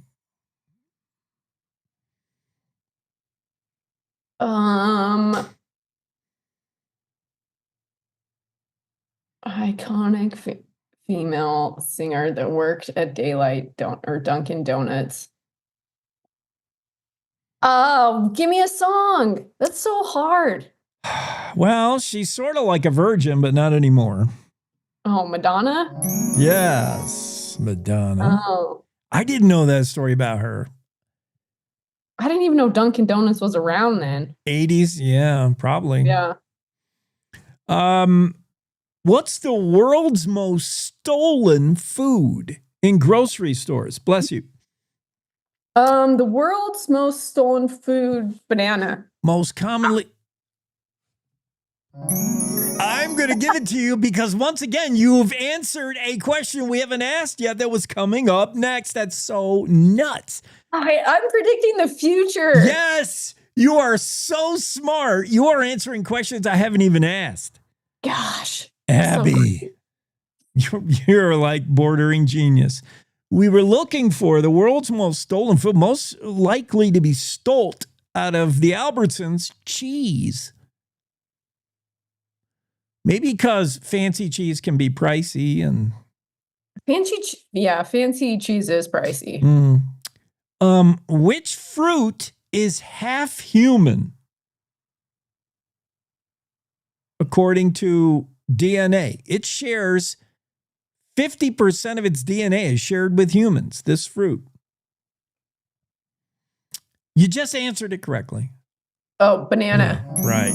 I didn't know that either. Banana is 50% DNA is human. Banana is half human. That's weird. That's probably more than most humans are. Good point. Casper, Rock Springs, we're looking at you. I scream, you scream. Which ancient civilization invented ice cream? Oh. The Vikings? You would think because they're always, in the cold. You gave a really great face like I got that right, and then you buzzarded me. Well, I know. Not Swedish people, was it? Think outside the box. It's not going to be what you expect because they're not necessarily cold country. They invented a ton of stuff. And now this country doesn't invent things. They rip things off, basically. They're good at copycatting. I don't know. Give me another hint. It's gigantic. We owe them trillions. Oh, China? Yeah. China invented ice cream. Who knew? I feel like you maybe asked me that before. Probably. Yeah. Okay. 2 more questions. Then we got to get Senator Lummis on. You're the opening act for the senator.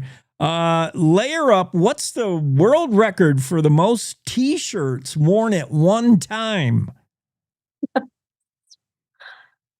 300. You know, you overshot it by a little, but not that much. 300, I would say, is absurd, Abby. Are you kidding? But you're closer than you're not. 275? Yeah, I mean, 260. 260 T-shirts worn in one time. Like this. You're like, yeah. we got to freeze that frame when we're both going like this and people won't know why. Yeah. Okay. Yeah. Final, speaking of world records, it's in the Guinness Book. What is the longest toenail ever recorded? How long? Gross. Yeah. Ugh. 2 feet. Wait, I don't know. All right, we'll give it to you because I can't do my inch to feet convert. No, it's longer than 2 feet. Give me we need the answer in the form of a question. No, we need the answer in the form of inches. So bit more than 2 feet. More than 2 feet. 75 inches. That's pretty darn close. 87-inch toenail. That is so gross. How can you wear shoes? You don't. You wear flip-flops. Even during COVID, standing in line at the bank, somebody behind you'd be like, excuse me. You just sliced open my Achilles heel with your toenail. Oh, it had to curl and curl and curl. Oh, yeah. You're probably right. There's no way it could stick out like a flipper. It would be way... Like a flipper. That's so gross. All right. Ugh.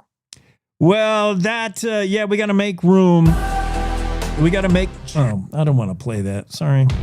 There we go. That's your exit music. We're playing you off, Abby.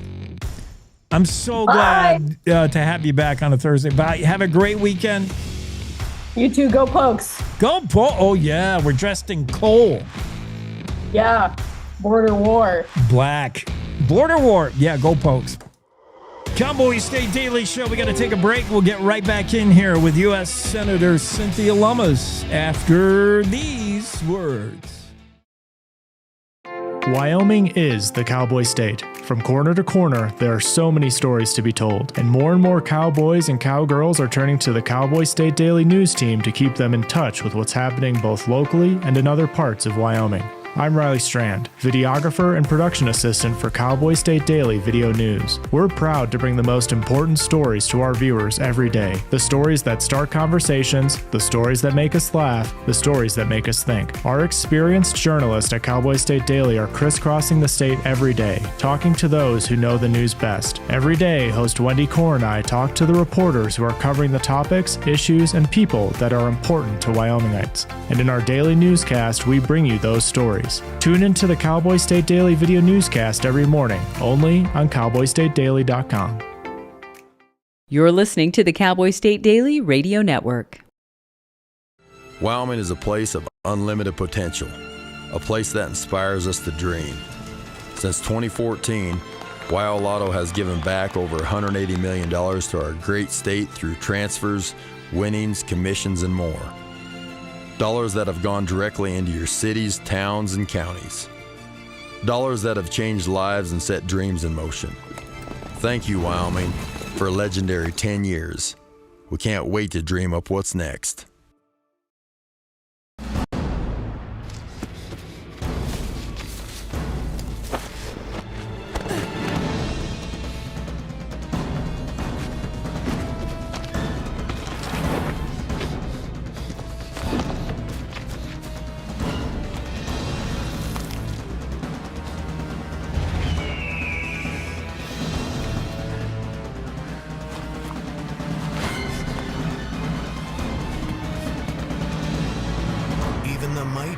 might not see it coming. It's prediabetes, and it captures 1 in 3 adults. You may not even know you have it, but you can escape. Take the 1-minute prediabetes risk test to know where you stand. With early diagnosis, you can change the outcome and prevent or delay type 2 diabetes. Be your own hero on smartphones everywhere at doihaveprediabetes.org. I wanted to talk with you and your mom today, Lily, because of some of the changes your friends and teachers have seen in you lately. And along with the incident the other day, you were with Derek when he was caught selling marijuana. Yeah, he was selling it. Honey, we know. But we care about you and want to know what's going on. That's right. We'd like to understand it better and see how we might help. And if weed is a part of it, we want to make sure you know about the negative consequences for someone your age.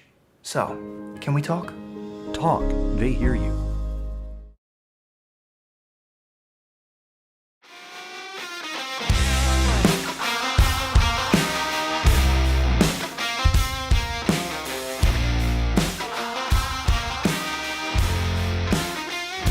Cowboy State Daily Show with Jake on a Thursday. Ask Abby. Abby got a lot right. That was the best Abby's ever done in trivia. Not only did she get a majority of the questions correct, she even answered questions I had not yet asked that I was going to ask next. That is weird. Ooh, that's pretty spooky. Good job, Abby. She's doing little mind reader stuff. Kind of like the vision Tracy had. The vision of Dale Wayne Eaton digging a hole for potentially a body. That story, just shocking. That's in the news today from Renee Jean. Check that out. Tracy, her family once hosted Dale Wayne Eaton, suspected serial killer who's doing life in prison right now for the murder of Lisa Marie Kimmel. Did he also have something to do with Amy Robechtel?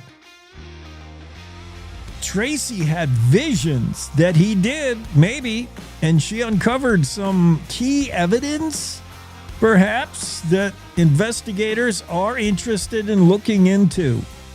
This case has been cold for 28 years now,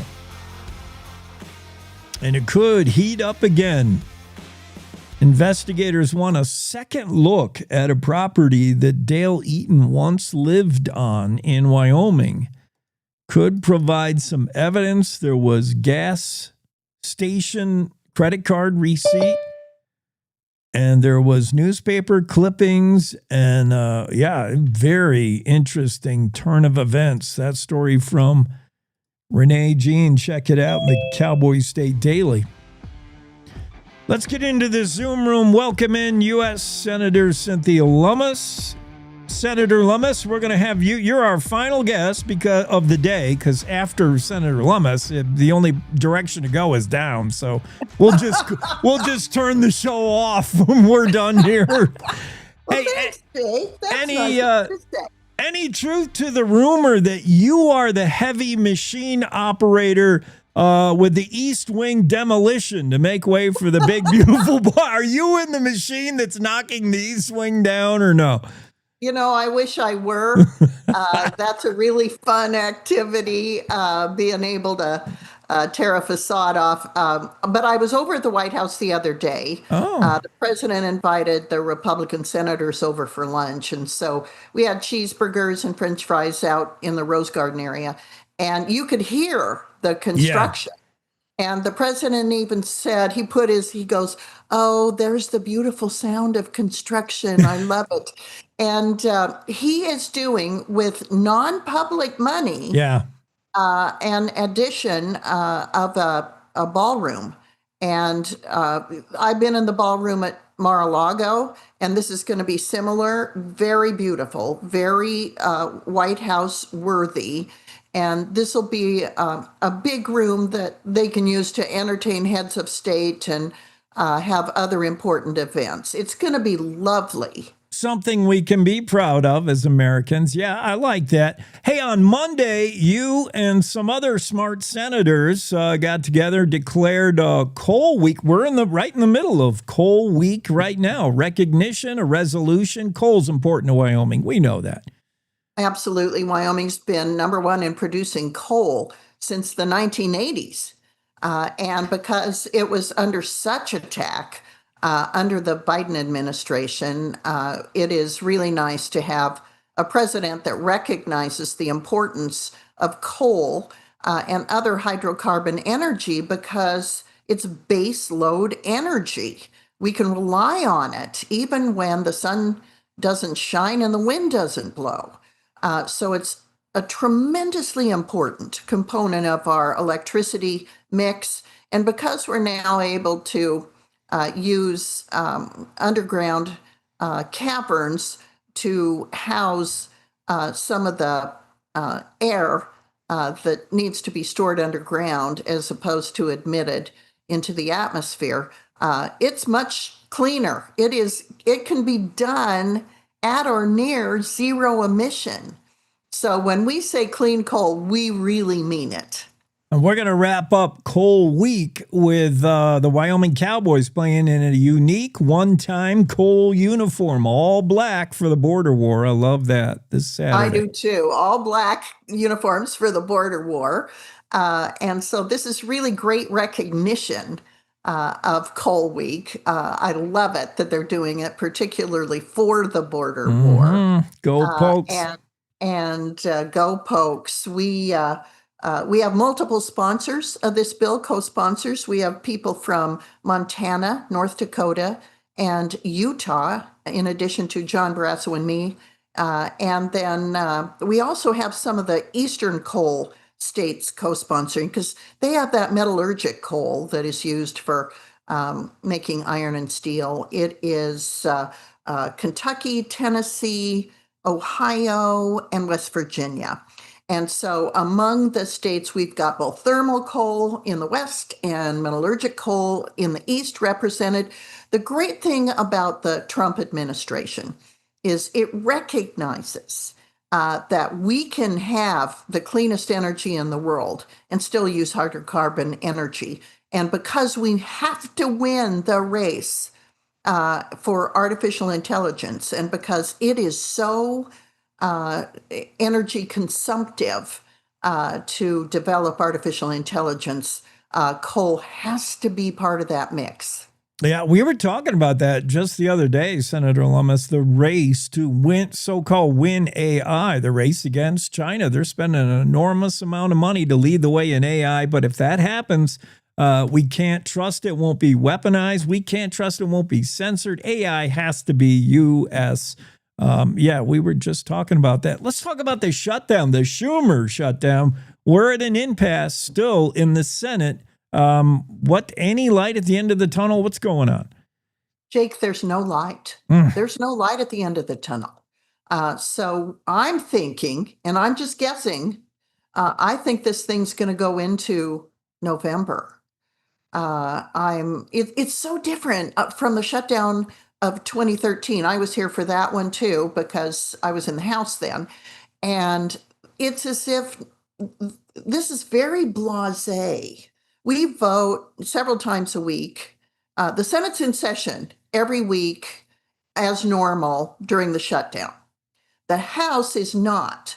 The House passed a clean continuing resolution, and so their work is done. They've been home for a month waiting for the Senate to pass this what's called a clean CR or continuing resolution. It's just current funding extended. And the Chuck Schumer and the Democrats won't let us pass that. They want really to reinstate a whole bunch of the spending that the Democrats loved from when Joe Biden was president. And then they want to spend more money on Obamacare when Obamacare is broken. So we need to fix the underlying Affordable Care Act before we just use Band-Aids that cost $400 billion to keep Obamacare Band-Aided and baling wired together. Yeah, and Schumer and the Democrats say that they'll lose all their leverage if they vote the CR, and then they lose the leverage they would have with expiring tax credits associated with Obamacare. But also, Americans are fearful if these tax credits go away, we're going to see our monthly rates just double, triple. We're hearing horror stories about how unaffordable health care is going to be. Are Republicans still committed to make sure we can get health care in Wyoming or even afford it? Well, it's what we're learning because we're digging into the facts and trying to figure out whether the Democrats' horror stories are true. They're probably true for about 250,000 Americans total. And so we will know the first week in November when the new premium quotes are mailed out, whether those 250,000 Americans really are going to get hit hard. But when you look at the population of 320 million, 250,000 is something that we might be able to help fund and address those that are the most impacted without the expansive program that the Democrats want to fund.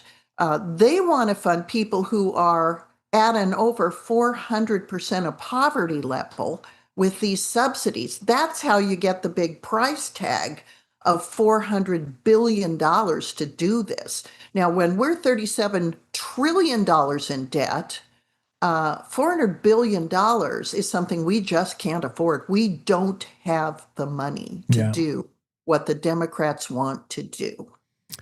Government shutdown. Let's talk about something more positive. Success story of this tentative Israeli-Hamas peace deal brought hostages home. You had firsthand interest in at least one family that got to celebrate this accord. We didn't know whether the Orr family was going to find their relative dead or alive because we hadn't heard about him for a long time. So when we found out that the hostages were going to be released, I was praying that he was among the living. He was. And so I'm very, very pleased for the Orr family. He's, in tough physical shape. He was put in confinement underground in the tunnels in ways that impaired his health, but it was just such a delight, such a joy to see him reunited with his beautiful family. We're talking to U.S. Senator Cynthia Lummis. Just a couple other topics of the day. Senator, you're urging the FDA to cut nationwide access to abortion pills. Yeah, there's the deal is this. There are some that are approved that are generic, and we need more information about whether they're causing aborted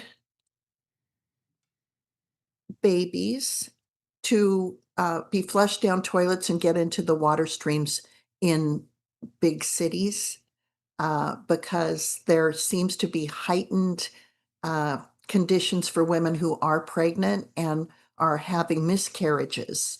And it's looking like there may be a connection between the drug in small quantities, trace quantities, getting into the water systems in big cities because it's being used to help people rid themselves of unwanted pregnancies at home. And I know this sounds crazy, but we need to find out whether that link is there. So that's the issue.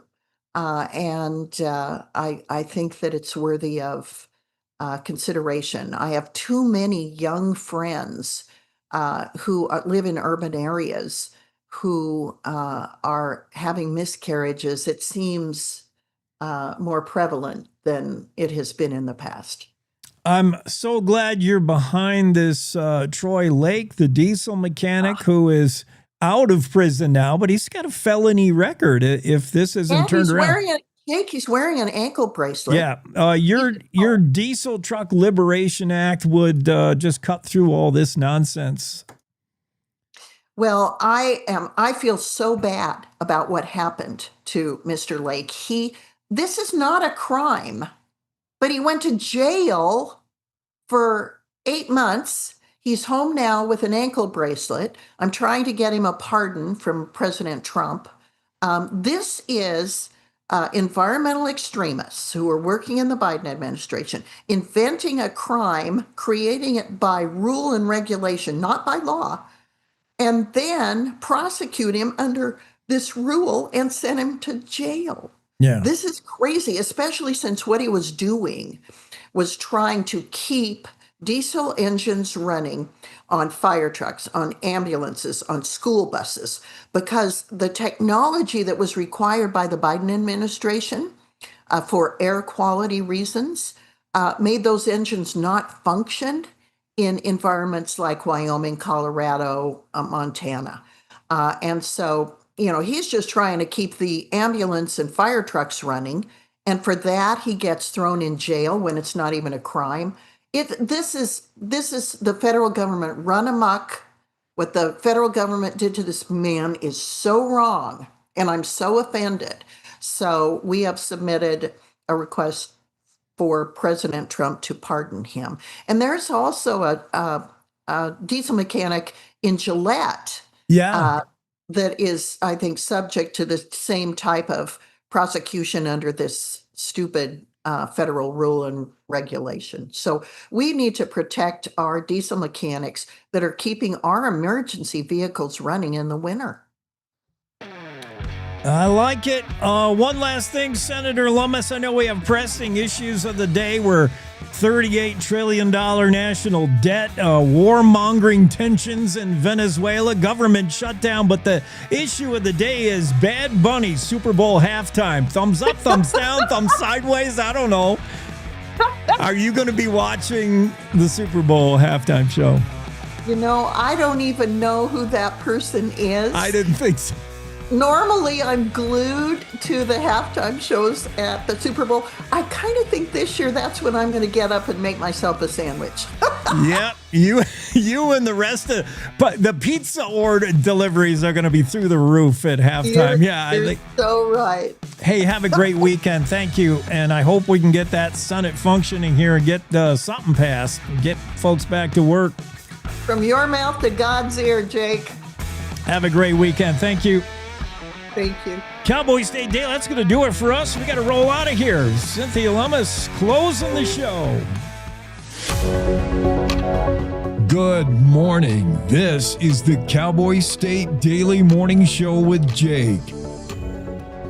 The new way Wyoming wakes up.